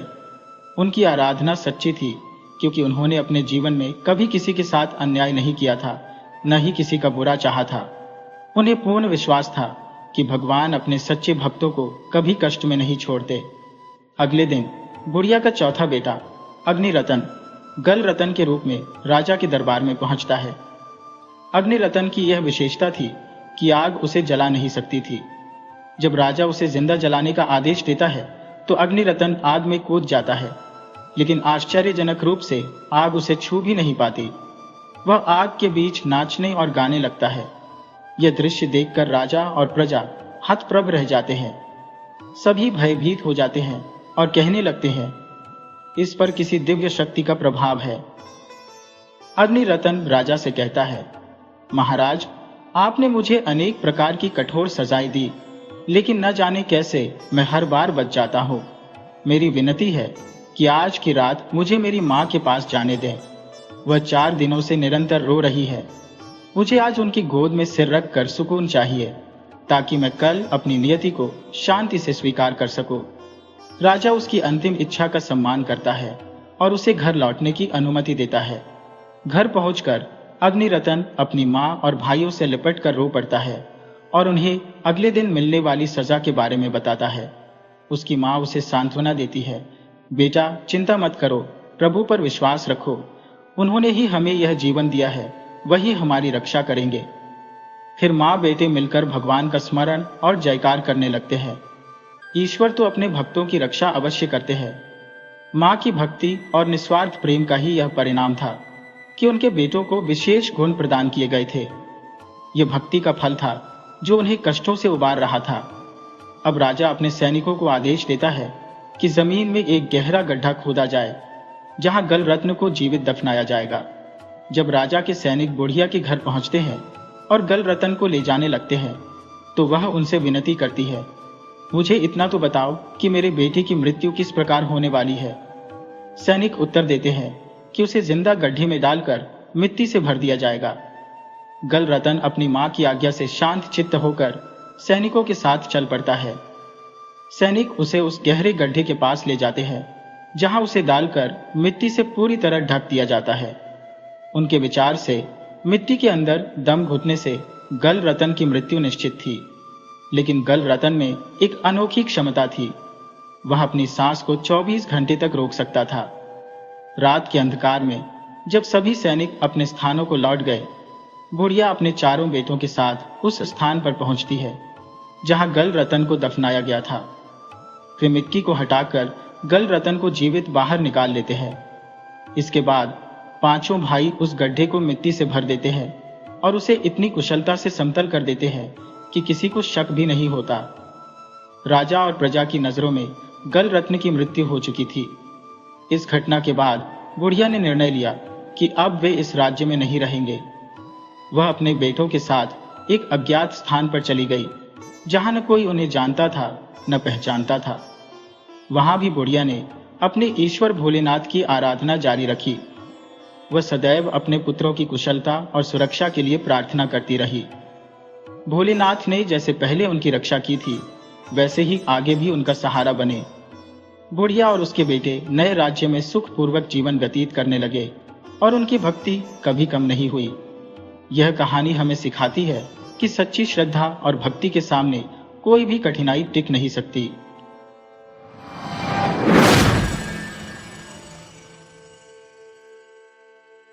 राधे राधे दोस्तों, आज हम आपके समक्ष एक ऐसी कहानी लेकर आए हैं जिसमें एक शराबी पति की जिंदगी के उतार चढ़ाव और उसके द्वारा अपनी पत्नी से कहे गए तीखे वचन शामिल है।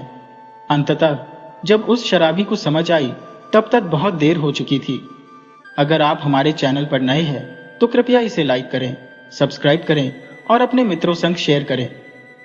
किसी गांव में एक वृद्धा रहती थी। उसका नाम रंजना था। उसके पति का देहांत बहुत पहले हो चुका था। उसका परिवार सरल और छोटा था। 2 बेटे, 2 बहुएं और एक नन्ही बेटी। दोनों बेटों की शादी हो चुकी थी और उन्होंने अपनी गृहस्थी को अलग अलग ढंग से व्यवस्थित कर लिया था। छोटे बेटे ने सेना में शामिल होकर अपने साथ अपनी पत्नी को भी ले लिया था, जबकि बड़ा बेटा और उसकी पत्नी रंजना के साथ उसी गांव में रहते थे और परिवार का खर्चा कुशलता पूर्वक संभाल रहे थे। रंजना की छोटी बेटी राखी अब विवाह योग्य हो चुकी थी, लेकिन वृद्धा की गिरती सेहत उसे चिंतित करती थी। उसे डर था कि यदि उसे कुछ हो गया तो उसकी बेटी का क्या होगा। हालांकि राखी के दोनों भाई उसे बहुत स्नेह करते थे, लेकिन भाभियों का स्वभाव कुछ अलग और स्वार्थी था। राखी, जो रंजना की इकलौती बेटी थी, पढ़ाई में अव्वल थी। वह गांव से 2 किलोमीटर दूर स्थित सरकारी कॉलेज में पढ़ती थी। रूप लावण्य की मिसाल राखी का व्यक्तित्व हर किसी का ध्यान खींच लेता था। घर में उसकी शादी की तैयारियां चल रही थी।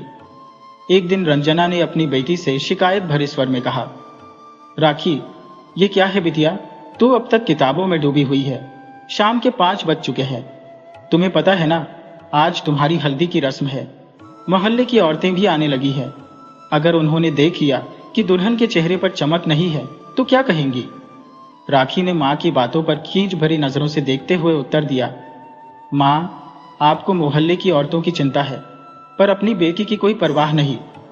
मैंने आपसे कितनी बार कहा है कि मुझे अभी पढ़ाई करनी है, मुझे अपने पैरों पर खड़ा होना है, मुझे अपने लिए कुछ बड़ा करना है। मैं अभी शादी नहीं करना चाहती। और वह लड़का जिससे आप मेरी शादी करवा रही है वह एक नशेड़ी है। वह अमीर बाप का बिगड़ा हुआ बेटा है जिसके पास न तो कोई संस्कार है और न ही कोई खुद का मान सम्मान। मां, ऐसे इंसान के साथ क्या मैं खुश रह पाऊंगी। राखी के तीखे शब्दों ने उसकी मां को असमंजस में डाल दिया। मां समझ नहीं पा रही थी कि समाज के रीति रिवाजों का पालन करे या अपनी बेटी के सपनों को महत्व दे। उसी समय राखी की भाभी तेजी से कमरे में दाखिल हुई और तुनकते हुए बोली, ये सब निरर्थक बातें बंद करो। मैंने ये रिश्ता बहुत सोच समझकर तय किया है। बेवजह की फिजूलगिरी में मत पड़ो। लड़का इकलौता है, थोड़ा लाड प्यार का आदी है, लेकिन जब जिम्मेदारी का बोझ कंधों पर पड़ेगा तो खुद ही संभल जाएगा। घर में न देवरानी है न जेठानी, तुम घर की अकेली मालकिन रहोगी। तुम्हें जो करना होगा वही होगा। अब और कोई बहस मत करना। मैंने अपने माँ बाप को पहले ही हामी भर दी है। आजकल के बच्चे तो वैसे भी कुछ समझते नहीं। भाभी की बातों से राखी पर कोई प्रभाव नहीं पड़ा, क्योंकि वह जानती थी कि भाभी का स्वभाव नियम के पत्तों की तरह कटु था। जिनके मन में इतनी कड़वाहट भरी हो, वे मिठास कैसे बांट सकते हैं? लेकिन अपनी माँ तो अपनी होती है। यही सोचकर राखी ने एक बार फिर अपनी माँ को समझाने का प्रयास करते हुए कहा, माँ, अभी भी समय है। मेरे जीवन पर अंधकार मत फैलाओ। मुझे इस गहरे कुएं में मत धकेलो। मुझे पढ़ने दो, मुझे कुछ बनने दो।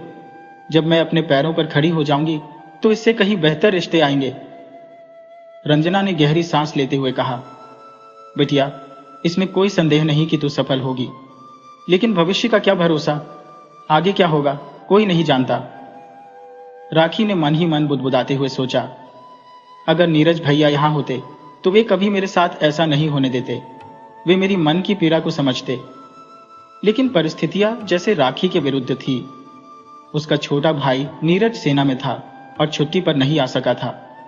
राखी को लगा जैसे वह पूरी तरह अकेली और असहाय हो गई है। उसने तकिए में मुंह छिपाकर सिसकियां भरनी शुरू कर दी। उधर भाभी उसे ताने मारते हुए बोली, फिर से रोना शुरू कर दिया? कितनी बार समझाया है, ऐसा रिश्ता दोबारा नहीं मिलेगा। अमीर खानदान है, लड़का इकलौता है, 50 बीघा जमीन का मालिक है। तुम्हें नौकरी करने की कोई जरूरत नहीं पड़ेगी। रानी बनकर ऐश करोगी। और क्या चाहिए तुम्हें? राखी ने गुस्से और बेबसी से कहा, भाभी, आप नहीं समझेंगी। बात नौकरी की नहीं है, बात मेरे आत्मसम्मान की है। रानी बनकर भी अगर मैं किसी के सहारे पर जीऊंगी तो वह मेरा अपना जीवन नहीं होगा। इस पर रंजना ने गहरी नजरों से देखते हुए कहा, बिटिया, इसमें बुराई क्या है? मैंने भी तो तेरे पापा के सहारे पूरी जिंदगी काटी है। मुझे कोई परेशानी नहीं हुई तो तुझे क्यों होगी? राखी ने एक ठंडी आह भरते हुए अपनी मां की तरफ देखा, लेकिन जवाब में केवल खामोशी थी। राखी ने कहा, मां, वह समय और था, पर आज का युग बदल चुका है। मां ने जवाब दिया, पहले तो लड़कियों को इतना पढ़ाते ही कहाँ थे? राखी ने गंभीर होकर कहा, मां, आपने खुद देखा है, उस दौर में लड़कियों को पढ़ाई लिखाई के अवसर नहीं मिलते थे। तब आपकी पीढ़ी की औरतें दूसरों पर निर्भर रहने को मजबूर थी। लेकिन आज मैं पढ़ना चाहती हूँ। क्या मैंने इसीलिए पढ़ाई में अव्वल स्थान प्राप्त किया है कि जाकर अपने प्रमाण पत्र और मेडल रद्दी में बेच दूं? वह अपनी बात जारी रखते हुए बोली, मैंने जो मेहनत से यह उपलब्धियां हासिल की हैं, उनकी कोई कीमत नहीं, और वह भी उस नशेड़ी के साथ विवाह के लिए? उसकी भाभी गुस्से में चिल्लाते हुए बोली, इसमें बुराई क्या है? लड़का अमीर घर का है, हो सकता है बस कभी कभार ले लेता हो। राखी ने ठंडे स्वर में उत्तर दिया, नहीं भाभी, मैंने उसे देखा है। वह कनक की शादी में नशे में धुत घूम रहा था। उसे चोटें भी लगी थी और वह बेहुदा बातें कर रहा था। राखी की भाभी ने फिर से समझाने की कोशिश की, शादी ब्याह में ऐसा तो होता ही है, ये कोई नई बात नहीं। लेकिन राखी ने झल्लाते हुए जवाब दिया, भाभी, यही तो समस्या की जड़ है। विनाश यहीं से शुरू होता है। शराब पीने वाले हमेशा बहाने बनाते हैं, कभी खुशी का तो कभी किसी पर्व या थकान का। धीरे धीरे यह आदत बन जाती है। पहले इंसान शराब पीता है और फिर शराब इंसान को पीने लगती है। मां ने धीरे से कहा, बेटा, जब तुम वहां जाओगी तो सब बदल जाएगा। तुम तो पढ़ी लिखी हो, समझदारी से काम लेती हो। मुझे तुम पर पूरा विश्वास है, तुम वहां जाकर सब ठीक कर लोगी। मां ने बात बदलने की कोशिश करते हुए कहा, मैं तेरे भैया से कहूंगी कि तेरे ससुराल वालों से तेरी पढ़ाई जारी रखने की अनुमति मांग ले। अब तो खुश? राखी ने हल्के व्यंग्य के साथ मुस्कुराते हुए कहा, मां, अभी मेरी शादी भी नहीं हुई है और आप पहले से ही मेरी पढ़ाई के लिए इजाजत मांगने की बात कर रही हैं। शादी से पहले जब आप मेरे लिए कोई निर्णय नहीं ले सकते तो शादी के बाद उम्मीद रखने का औचित्य ही क्या? मां ने कहा, अपना दिमाग मत चला मेरी लाडो, ये सब तो सदियों से होता आया है, तो कौन सा इस परंपरा की धारा को बदल देगी? जल्दी कर, कपड़े बदल और नीचे आ जा। मोहल्ले की औरतें आने लगी है। रंजना और उसकी भाभी, सास बहू दोनों नीचे आई और घर आई औरतों का स्वागत करने लगी। दूसरी ओर राखी अपने मेडल और प्रमाण पत्रों को संभालकर पुराने ब्रीफकेस में रख रही थी।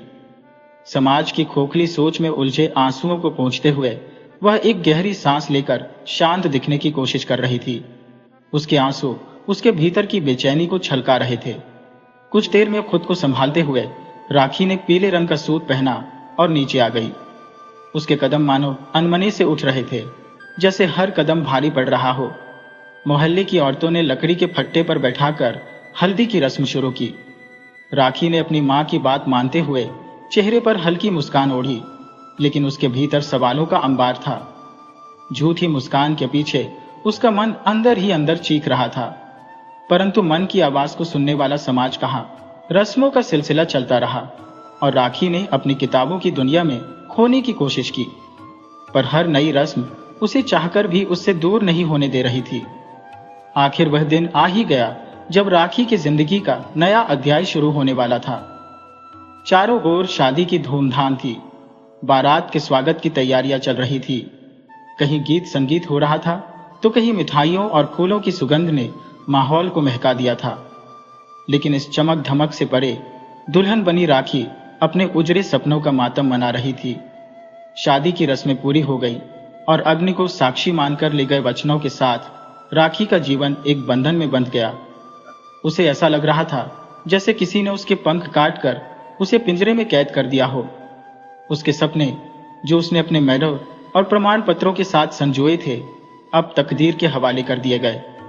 विदाई के समय राखी ने अपनी वही अटैची उठाई और न चाहते हुए भी एक नई जिंदगी की ओर बढ़ चली। मां ने अपनी लाडली बेटी को आंसुओं में डूबते हुए सीने से लगाकर उसका माथा चूमते हुए कहा, मेरी लाडो, मुझे माफ करना। हर माँ बाप की चाहत होती है कि उनके बच्चे सुखी रहे और मैं भी तुझे हमेशा खुश देखना चाहती हूँ। जिस तंगहाली में तूने अपनी जिंदगी जी है, मैं नहीं चाहती कि आगे तुझे उसी तंगहाली का सामना करना पड़े। इसलिए यह निर्णय मैंने तेरे लिए लिया है। लेकिन राखी की आंखों में कोई आंसू नहीं थे, उसके होठों पर कोई शब्द नहीं थे। वह एकदम मूक बनकर अपनी मां के सामने खड़ी रही, जैसे कोई संगमरमर की प्रतिमा हो। उसके सारे आंसू तो पहले ही बह चुके थे और जो कुछ कहना था वह पहले ही कह चुकी थी। अब उसे साफ समझ आ गया था कि आंसू बहाने और शब्दों के जाल बुनने से उसका कोई भला नहीं होगा। इसलिए वह खामोशी से उस राह पर चल पड़ी जहां उसकी किस्मत उसे ले जा रही थी। पीछे से भाभी ने उसका संदूक झपटकर हाथ से खींच लिया और बोली, अरे ऐसे कहां ले जा रही हो, इसे यहीं छोड़ जाओ। राखी ने एक तीखी आवाज में उत्तर दिया, जिन सपनों को आप सबने मार दिया, उनकी राख और अस्थियों को तो मुझे अपने पास रखने दो। सुमित, जो राखी का बड़ा भाई था, अपनी पत्नी की ओर गुस्से से देखते हुए बोला, ले जाने दो, तुझे क्या करना है इस रद्दी का। राखी मन ही मन सोचने लगी, भाई साहब मेरे सपनों को रद्दी समझते हैं, वो क्या मेरे मन की पीड़ा को समझेंगे। वह चुपचाप सबसे मुंह मोड़कर गाड़ी में बैठ गई। तय तिथि के अनुसार विवाह संपन्न हुआ और राखी विदा होकर ससुराल पहुंच गई। वहां ससुराल वालों ने उसका स्वागत तो किया, लेकिन उनके व्यवहार में एक औपचारिकता और दिखावा साफ झलक रहा था। कमल के माता पिता, छोटी बहन और कुछ चाची ताई राखी के सामने कमल की खूबियों की प्रशंसा करते हुए पुल बांध रहे थे। उनकी बातों से राखी को यह स्पष्ट हो गया कि माता पिता की जरूरत से ज्यादा लाड और लापरवाही ने कमल को एक गैर जिम्मेदार व्यक्ति बना दिया है। राखी और कमल की सुहागरात के लिए फूलों की खुशबू से महकता, रंग बिरंगे फूलों से सजा कमरा तैयार किया गया। लेकिन थोड़ी ही देर में वह महकता हुआ कमरा सिगरेट के धुएं और शराब की गंध में तब्दील हो गया। राखी के भीतर उठने वाली उम्मीदों की छोटी छोटी लहरें अब खतरनाक ज्वार भाटा बन चुकी थी। कमल लड़खड़ाते कदमों से राखी की ओर बढ़ा। राखी की शादी की पहली रात ही कमल को नशे में देखकर वह भीतर तक टूट गई। कमल के मुंह से शराब की तीखी गंध आ रही थी। अपनी लड़खड़ाती जुबान से उसने कहा, देखा राखी, मैंने तुझे पा ही लिया। राखी ने कहा, यह तो सही है, लेकिन यह शराब क्यों? कमल ने एक हल्की मुस्कान के साथ, जो राखी को बिल्कुल अच्छी नहीं लगी, जवाब दिया, दोस्तों ने तेरे संग मेरी खुशी में पार्टी मांगी थी और उन्होंने मुझे पिला दी। ये कहते कहते वह बिस्तर पर अचेत होकर गिर पड़ा। राखी पूरी रात अपने दुर्भाग्य को कोसते हुए एक कोने में सिकुड़ी पड़ी रही। उसकी हथेलियों की मेहंदी, जो कभी उसकी खुशियों की गवाही देती थी, अब पूरी तरह फीकी पड़ चुकी थी। शादी की सारी चमक धमक अतीत की धुंधली याद बनकर रह गई थी। राखी की सुंदरता, उसका आत्मसम्मान और उसकी समझदारी, सब कुछ जैसे समय के थपेड़ों के आगे हार चुके थे। लेकिन कमल की मदिरा की लत ने हार मानने का नाम नहीं लिया। शादी के 1 साल बाद राखी ने एक प्यारी सी बेटी को जन्म दिया। उस नन्ही कली ने राखी के जीवन में थोड़ी राहत भरी, उसे जीने का एक नया मकसद दिया। राखी ने सोचा, शायद अब कमल अपनी जिम्मेदारियों को समझेगा, लेकिन यह केवल एक भ्रम साबित हुआ। कमल की नशे की आदत अब हदें पार कर चुकी थी। शराब से शुरू हुई यह लत अफीम, दतूरा और ड्रग्स तक जा पहुंची। उसे हर प्रकार के नशे को आजमाने की सनक लग चुकी थी। उसके दिमाग पर नशे का कब्जा इस कदर हो गया था कि उसकी इंसानियत कहीं गुम हो चुकी थी। वह अक्सर नशे की हालत में घर लौटता, या तो पिटा हुआ या किसी झगड़े की नई शिकायत के साथ। राखी, जो बेहद भावुक और सहनशील थी, इस स्थिति से टूटने लगी। उसकी सहन शक्ति की सीमा तब खत्म हो गई जब एक दिन कमल ने नशे में अपने पिता पर हाथ उठा दिया। ससुराल में वैसे भी बहू का साथ देने वाला कोई नहीं था। सभी राखी को ही दोषी ठहराते थे, कहते, बहू में ही कोई खोट होगी, तभी बेटा ऐसा कर रहा है। लेकिन जब कमल ने अपने पिता को मारा, तब जाकर उनके भीतर पश्चाताप जागा। उन्हें महसूस हुआ कि उन्होंने कमल को सिर चढ़ाकर कितनी बड़ी गलती की थी। एक दिन राखी ने अपनी सारी हिम्मत जुटाकर कमल के हाथ से शराब की बोतल छीन ली और उसका विरोध किया। लेकिन कमल की आंखों में खून उतर आया। वह आपा खो बैठा और जानवर की तरह राखी पर झपट पड़ा। उसने राखी को जमीन पर पटककर उसकी गर्दन दबानी शुरू कर दी। राखी की चीखें सुनकर कमल के पिता दौड़कर वहां पहुंचे। उनकी आंखों के सामने जो दृश्य था, उसने उन्हें अंदर तक हिला दिया। वह हमेशा छोटी मोटी घटनाओं पर चुप रहते थे, लेकिन आज मामला गंभीर हो गया था। उन्होंने हाथ में छड़ी उठाई और गुस्से में चिल्लाए, निकम्मे, क्या बहू को मार ही डालेगा? क्रोध से कांपते हुए उन्होंने कमल का हाथ पकड़ लिया और उसे रोकने की कोशिश की। कमल ने अपने पिता के हाथ झटकते हुए उन्हें जोर से धक्का दे दिया। इसके बाद वह पागलपन में राखी की तरफ झपटा। यह देखकर उसके पिता ने अपनी लाठी उठाई और पूरी ताकत से कमल पर प्रहार किया। लेकिन यह हमला कमल की गुस्से की आग में घी का काम कर गया। उसने राखी को छोड़कर अपने पिता की तरफ दौड़ लगाई और एक करारा थप्पड़ उनके चेहरे पर जड़ दिया। यह ऐसा झटका था जिसकी उनके बूढ़े दिल ने कल्पना तक नहीं की थी। उनके भीतर जैसे तूफान सा उठ खड़ा हुआ। यही बेटा जिसके जन्म पर उन्होंने खुशी में थाली बजाकर तोड़ डाली थी, वही बेटा आज उनकी इज्जत और आत्मसम्मान को चूर चूर कर गया। वे लड़खड़ाते कदमों से अपनी चारपाई पर जाकर बैठ गए। घर के बाहर लोग इकट्ठा होने लगे। जब पड़ोसियों ने बेटे की यह निर्ममता देखी तो उनकी आंखें फटी रह गई।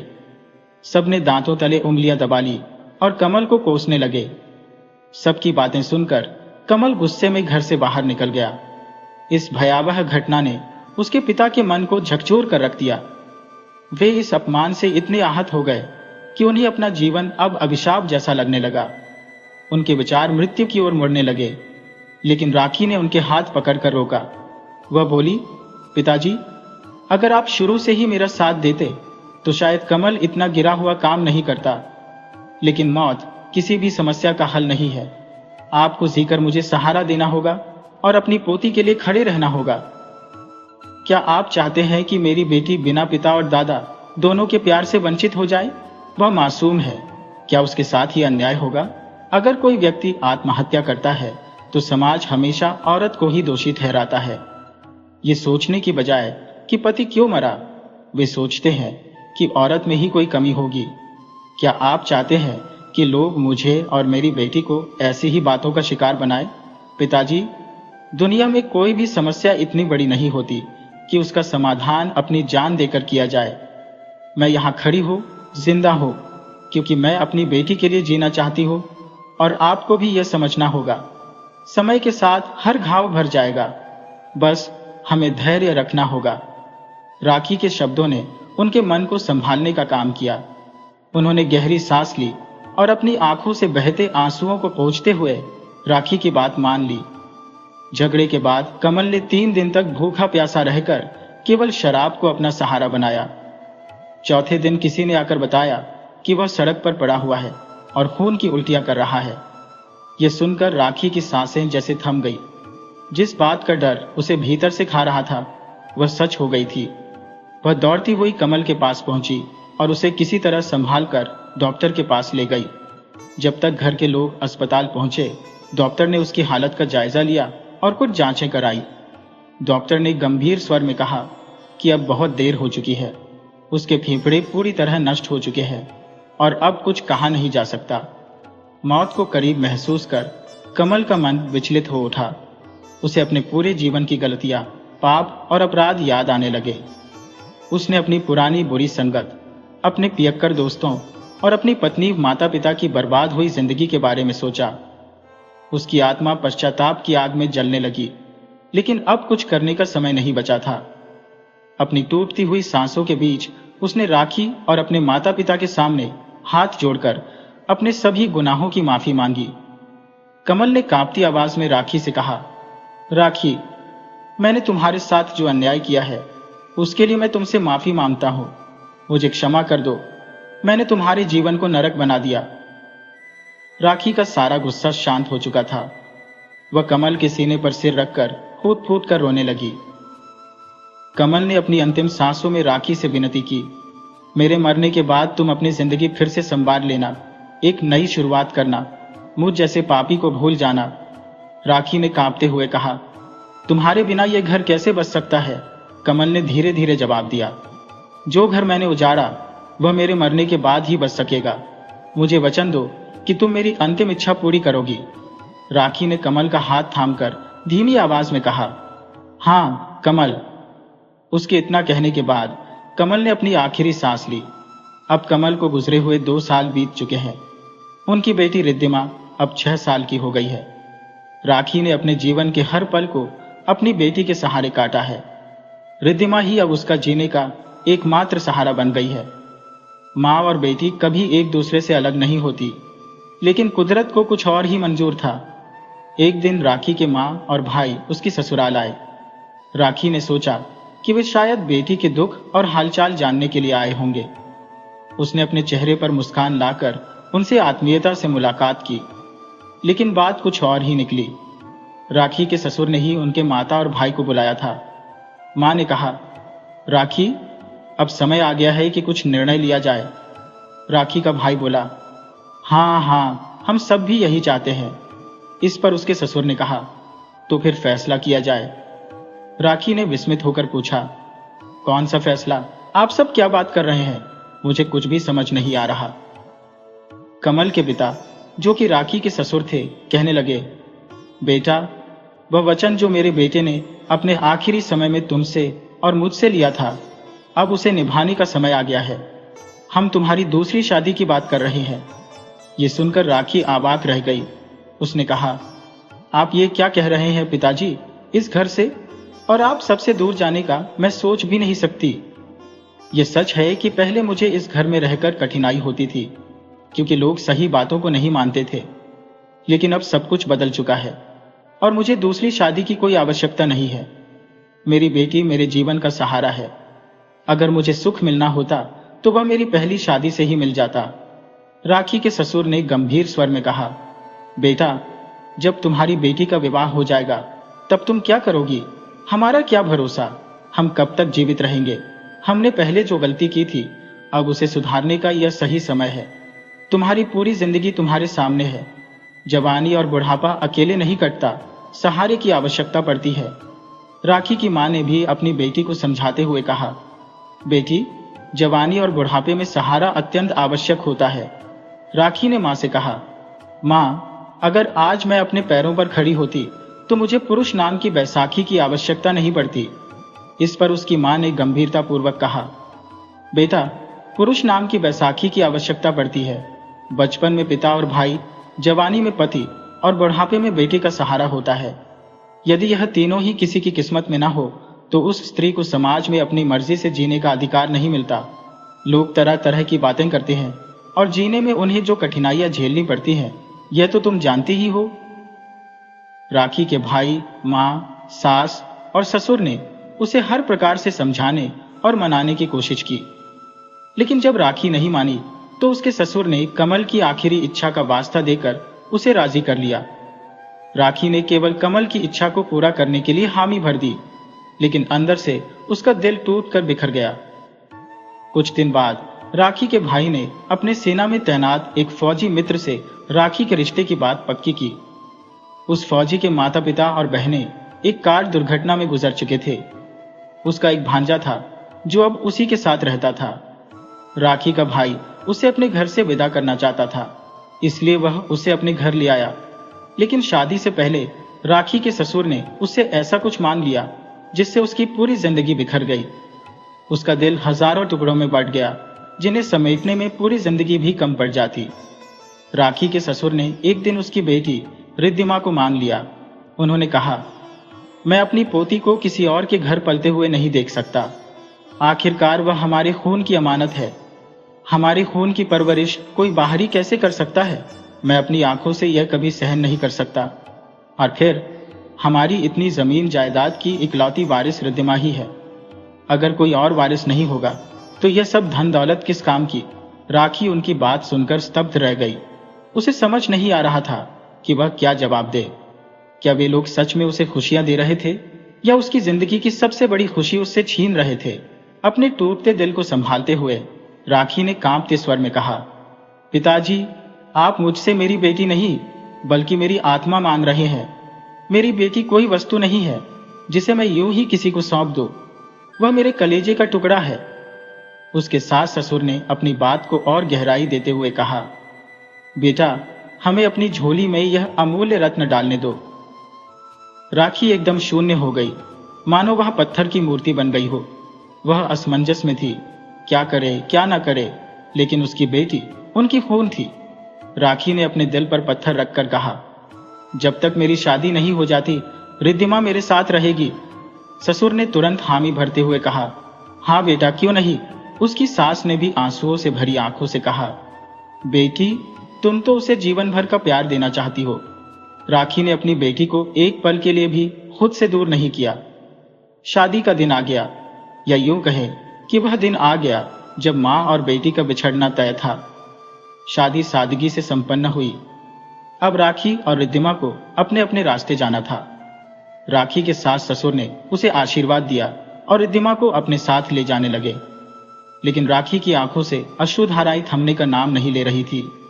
उसे ऐसा महसूस हो रहा था मानो कोई उसकी सांसें छीन रहा हो। उधर रिद्धिमा का भी रो रो कर बुरा हाल था।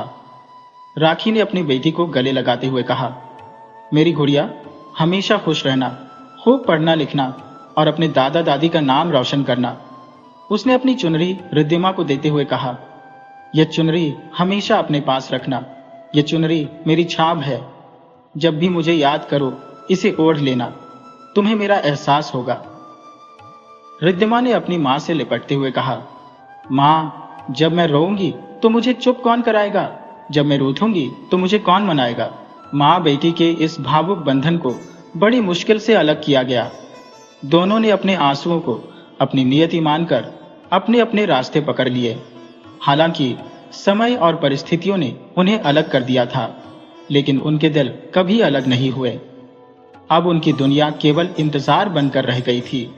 रिद्धिमा हर दिन खिड़की पर खड़ी होकर अपनी मां का इंतजार करती और राखी अपनी बेटी की तस्वीर को सीने से लगाए उसे याद करती रहती।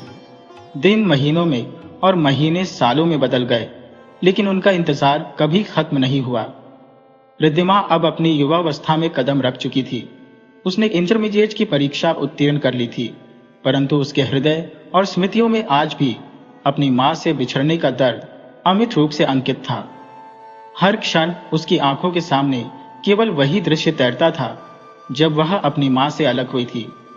एक दिन अपनी मां की यादों में खोई हुई रिद्धिमा ने वह संदूक खोला जिसमें उसकी मां के अनमोल स्मृति चिन्ह सहेजे हुए थे। उस संदूक में उसकी मां के द्वारा जीते गए तमगे और प्रमाण पत्र रखे थे और साथ ही एक डायरी भी थी। उस डायरी में राखी उसकी मां के अधूरे सपनों का विवरण था। रिद्धिमा ने वह डायरी पढ़ी और उसे अपने हृदय से लगाकर ऐसा महसूस किया मानो वह अपनी मां के आलिंगन में समा गई हो। उस क्षण रिद्धिमा ने ठान लिया कि उसकी मां के अधूरे सपनों को वह अपनी जिंदगी का मकसद बनाएगी। उसकी मां डॉक्टर बनना चाहती थी और अब रिद्धिमा ने इस सपने को अपनी नियति बना लिया। इसके लिए उसे अपने घर से दूर उच्च शिक्षा प्राप्त करने जाना था। जब उसने इस बात की अनुमति अपने दादा दादी से मांगी तो शुरुआत में उन्होंने अपनी पोती को खुद से दूर भेजने का सख्त विरोध किया, लेकिन रिद्धिमा की दृढ़ता के सामने आखिरकार उन्हें झुकना पड़ा। रिद्धिमा ने दिल्ली के एक प्रतिष्ठित अस्पताल में प्रवेश किया और पूरी निष्ठा के साथ पढ़ाई में जुट गई। उसे ऐसा प्रतीत हो रहा था मानो वह अपनी मां के अधूरे सपने को पूरा करने की दिशा में हर कदम पर अपनी मंजिल के करीब होती जा रही हो। उस अस्पताल के निकट एक आर्मी हेडक्वार्टर था जहां से घायल सैनिक इलाज के लिए आया करते थे। एक दिन एक जवान जिसका नाम लोकेश था गंभीर रूप से घायल अवस्था में अस्पताल लाया गया। रिद्धिमा उसकी देखभाल में तल्लीन हो गई। समय के साथ उनकी दोस्ती गहराने लगी और यह दोस्ती कब प्रेम में बदल गई उन्हें स्वयं भी इसका आभास नहीं हुआ। लोकेश के अस्पताल से छुट्टी होने के बाद भी दोनों अक्सर मिलते रहे, कभी कैफे में तो कभी कामकाज के स्थान पर। एक दिन कॉफी की चुस्कियों के बीच रिद्धिमा ने लोकेश से उसके परिवार के बारे में जानना चाहा। लोकेश ने कहा, मेरा घर हरियाणा के हिसार जिले में है। परिवार में केवल मेरी मामी है जिन्हें मैं मां कहता हूं। बचपन में मेरे माता पिता का देहांत हो गया था। उसके बाद मेरे मामा ने मुझे पाला, लेकिन मामा के शहीद हो जाने के बाद मेरी मामी ने मुझे संभाला। लोकेश ने आगे कहा, मेरी मामी शांत स्वभाव की है। मामा के जाने के बाद तो उन्होंने जैसे बोलना ही छोड़ दिया है। वे बस एक छोटी सी बच्ची की तस्वीर को अपने सीने से लगाए रहती है और मेरी गुड़िया यही दो शब्द दोहराती रहती है। आस पड़ोस के लोग उन्हें पागल कहते हैं, लेकिन मैं जानता हूं कि वे पागल नहीं है, वे हालात की मारी हुई है। जिस दिन उस बच्ची का पता चल जाएगा वह शायद फिर से सामान्य हो जाएंगी। रिद्धिमा, जो लोकेश की बात ध्यानपूर्वक सुन रही थी, उत्सुकता पूर्वक पूछने लगी, यह बच्ची कौन है? लोकेश ने जवाब दिया, मुझे इतना ही पता है कि वह उनकी बेटी है जो उनकी पहली शादी से हुई थी। रिद्धिमा का अंतर्मन विचलित हो उठा। उसे लोकेश की बातों में कुछ ऐसा आभास हुआ मानो वह किसी भूले बिसरे रिश्ते की डोर को छू रही हो। उसने पूछा, क्या मैं तुम्हारी मां से मिल सकती हूँ? क्या तुम मुझे उनसे मिलवाओगे? लोकेश ने सहजता से उत्तर दिया, क्यों नहीं, मैं 1 महीने बाद छुट्टी लेकर मां से मिलने गांव जा रहा हूं। यदि तुम्हें कोई आपत्ति ना हो तो तुम मेरे साथ चल सकती हो। रिद्धिमा ने गंभीर स्वर में कहा, ऐसा बिना इजाजत के तो संभव नहीं है। मेरे दादा दादी ने मुझे बाहर पढ़ने की अनुमति दी है, लेकिन मैं उनकी सहमति के बिना कोई निर्णय नहीं लेती। लोकेश मुस्कुराया और बोला, ऐसा होना भी चाहिए। बड़े बुजुर्गों की अनुमति से ही हर कार्य शुभ होता है। ऐसा करता हो, मैं मां को यहां ही ले आऊंगा। इससे उनका इलाज भी हो जाएगा और तुमसे मुलाकात भी। ये सुझाव रिद्धिमा को उचित लगा। 2 महीने बाद लोकेश अपने घर से छुट्टी लेकर लौटा और अपनी मां को साथ लाया। वह उन्हें अस्पताल में रिद्धिमा से मिलवाने ले गया। अपनी मां को बाहर हॉल में बैठाकर लोकेश रिद्धिमा के केबिन में खबर देने गया, लेकिन दुर्भाग्यवश रिद्धिमा उस समय अपने केबिन में मौजूद नहीं थी। अचानक हॉल की तरफ से कांच टूटने की आवाज सुनाई दी। लोकेश घबराकर उस ओर दौड़ा। उसी समय रिद्धिमा भी बाहर से लौट रही थी। उसने देखा कि एक महिला फर्श पर बैठी कांच के टुकड़ों में से कोई तस्वीर निकालने की कोशिश कर रही थी। रिद्धिमा तेजी से उनके पास पहुंची और उनका हाथ पकड़ते हुए बोली, अम्मा जी, कृपया ध्यान से, कहीं चोट न लग जाए। महिला ने तस्वीर को हाथ में लिया और उसे देखकर जैसे किसी भावनात्मक तूफान में डूब गई। रिद्धिमा ने उनकी ओर देखा और अचानक पहचान का एहसास हुआ। वह अपनी भावनाओं पर काबू नहीं रख पाई और वहीं बेहोश होकर गिर पड़ी। लोकेश ने फुर्ती से उन्हें संभाला और डॉक्टर के पास ले गया। इलाज के बाद उसने अपनी मां को दवाइयां दिलवाई और उन्हें अपने एक रिश्तेदार के साथ गांव भेज दिया। अगले दिन रिद्धिमा को होश आया। उसने अपने पास लोकेश और दादा दादी को खड़ा पाया। रिद्धिमा ने दादा दादी की ओर देखते हुए पूछा, आप लोग यहाँ कैसे? दादा दादी ने शांत स्वर में कहा, हमें लोकेश ने बुलाया, उसने तुम्हारी हालत के बारे में बताया था। लोकेश ने गहरी चिंता के साथ कहा, तुम्हारी यह हालत देखकर मैं बहुत डर गया था। आखिर ऐसा क्या हुआ था? रिद्धिमा ने धीरे से पूछा। तुम्हारी माँ कहाँ है? लोकेश ने जवाब दिया, मैं उन्हें गांव भेज चुका हूं। यह सुनकर रिद्धिमा की आंखों में आंसू उमड़ आए। एक सप्ताह बाद जब रिद्धिमा थोड़ा सामान्य हुई, तब उसने एक नई ऊर्जा के साथ अपनी माँ के अधूरे सपनों को पूरा करने की ओर कदम बढ़ाया। अब रिद्धिमा अपनी माँ से मिलने के लिए ऐसी व्याकुल हो उठी जैसे कोई पंछी खुले आकाश में लौटने की चाह में तड़प रहा हो। उसे लगा कि अपनी माँ के पास जाने का एकमात्र रास्ता लोकेश से विवाह करना ही है। उसने लोकेश और अपने दादा दादी को इस शादी के लिए राजी करना शुरू किया। लोकेश को समझ नहीं आ रहा था कि जो रिद्धिमा अभी कुछ समय पहले तक 2 साल बाद शादी की बात कर रही थी, वह अचानक इतनी जल्दबाजी क्यों कर रही है। शादी बेहद सादगीपूर्ण तरीके से मंदिर में संपन्न हुई। रिद्धिमा के दादा दादी अपनी इकलौती पोती की शादी धूमधाम से करना चाहते थे, लेकिन रिद्धिमा का मन अपनी मां से मिलने की बेचैनी में कहीं और ही था। शादी से पहले रिद्धिमा ने किसी को अपने निर्णय के पीछे का सच नहीं बताया। उसने वही चुनरी पहनी जिसे उसकी मां ने उसके लिए अपने हाथों से सजाया था। शादी के बाद जब रिद्धिमा विदा होकर अपने ससुराल पहुंची, तो लोकेश अपनी मां को नई बहू का स्वागत करने के लिए अंदर ले आया। जैसे ही लोकेश की मां ने रिद्धिमा को घूंघट में देखा, उनकी आंखों से अश्रुधारा फूट पड़ी। उन्होंने चिल्लाते हुए कहा, मेरी गुड़िया, मेरी गुड़िया। रिद्धिमा ने घूंघट उठाया और अपनी मां की ओर देखा। उसकी आंखें भी अश्रु सागर बन चुकी थी। उसने अपनी मां को गले लगाते हुए कहा, हाँ मां, मैं ही आपकी गुड़िया हूं। मां बेटी ने एक दूसरे को पहचान लिया और बरसों की वेदना को आंसुओं में बहा दिया। उनका आलिंगन जैसे वर्षों की तपिश को शीतलता में बदल रहा था। लोकेश अब सब कुछ समझ चुका था। उसने जान लिया कि रिद्धिमा ने शादी इतनी जल्दबाजी में क्यों की और अपनी मां से मिलने के लिए यह कदम क्यों उठाया। रिद्धिमा ने अपनी मां की पूरी निष्ठा से सेवा की। राखी ने अपनी बेटी पर वह सारा स्नेह उड़ेल दिया जो बरसों की दूरी ने बांध रखा था। मां बेटी के बीच की खाई पाट दी गई थी। यह कहानी दर्शाती है कि मां बेटी का संबंध ऐसा होता है जो समय और परिस्थिति के बाद भी कभी टूट नहीं सकता। लेकिन ऐसी स्थिति किसी भी मां बेटी को झेलनी न पड़े जैसी रिद्धिमा और राखी ने झेली।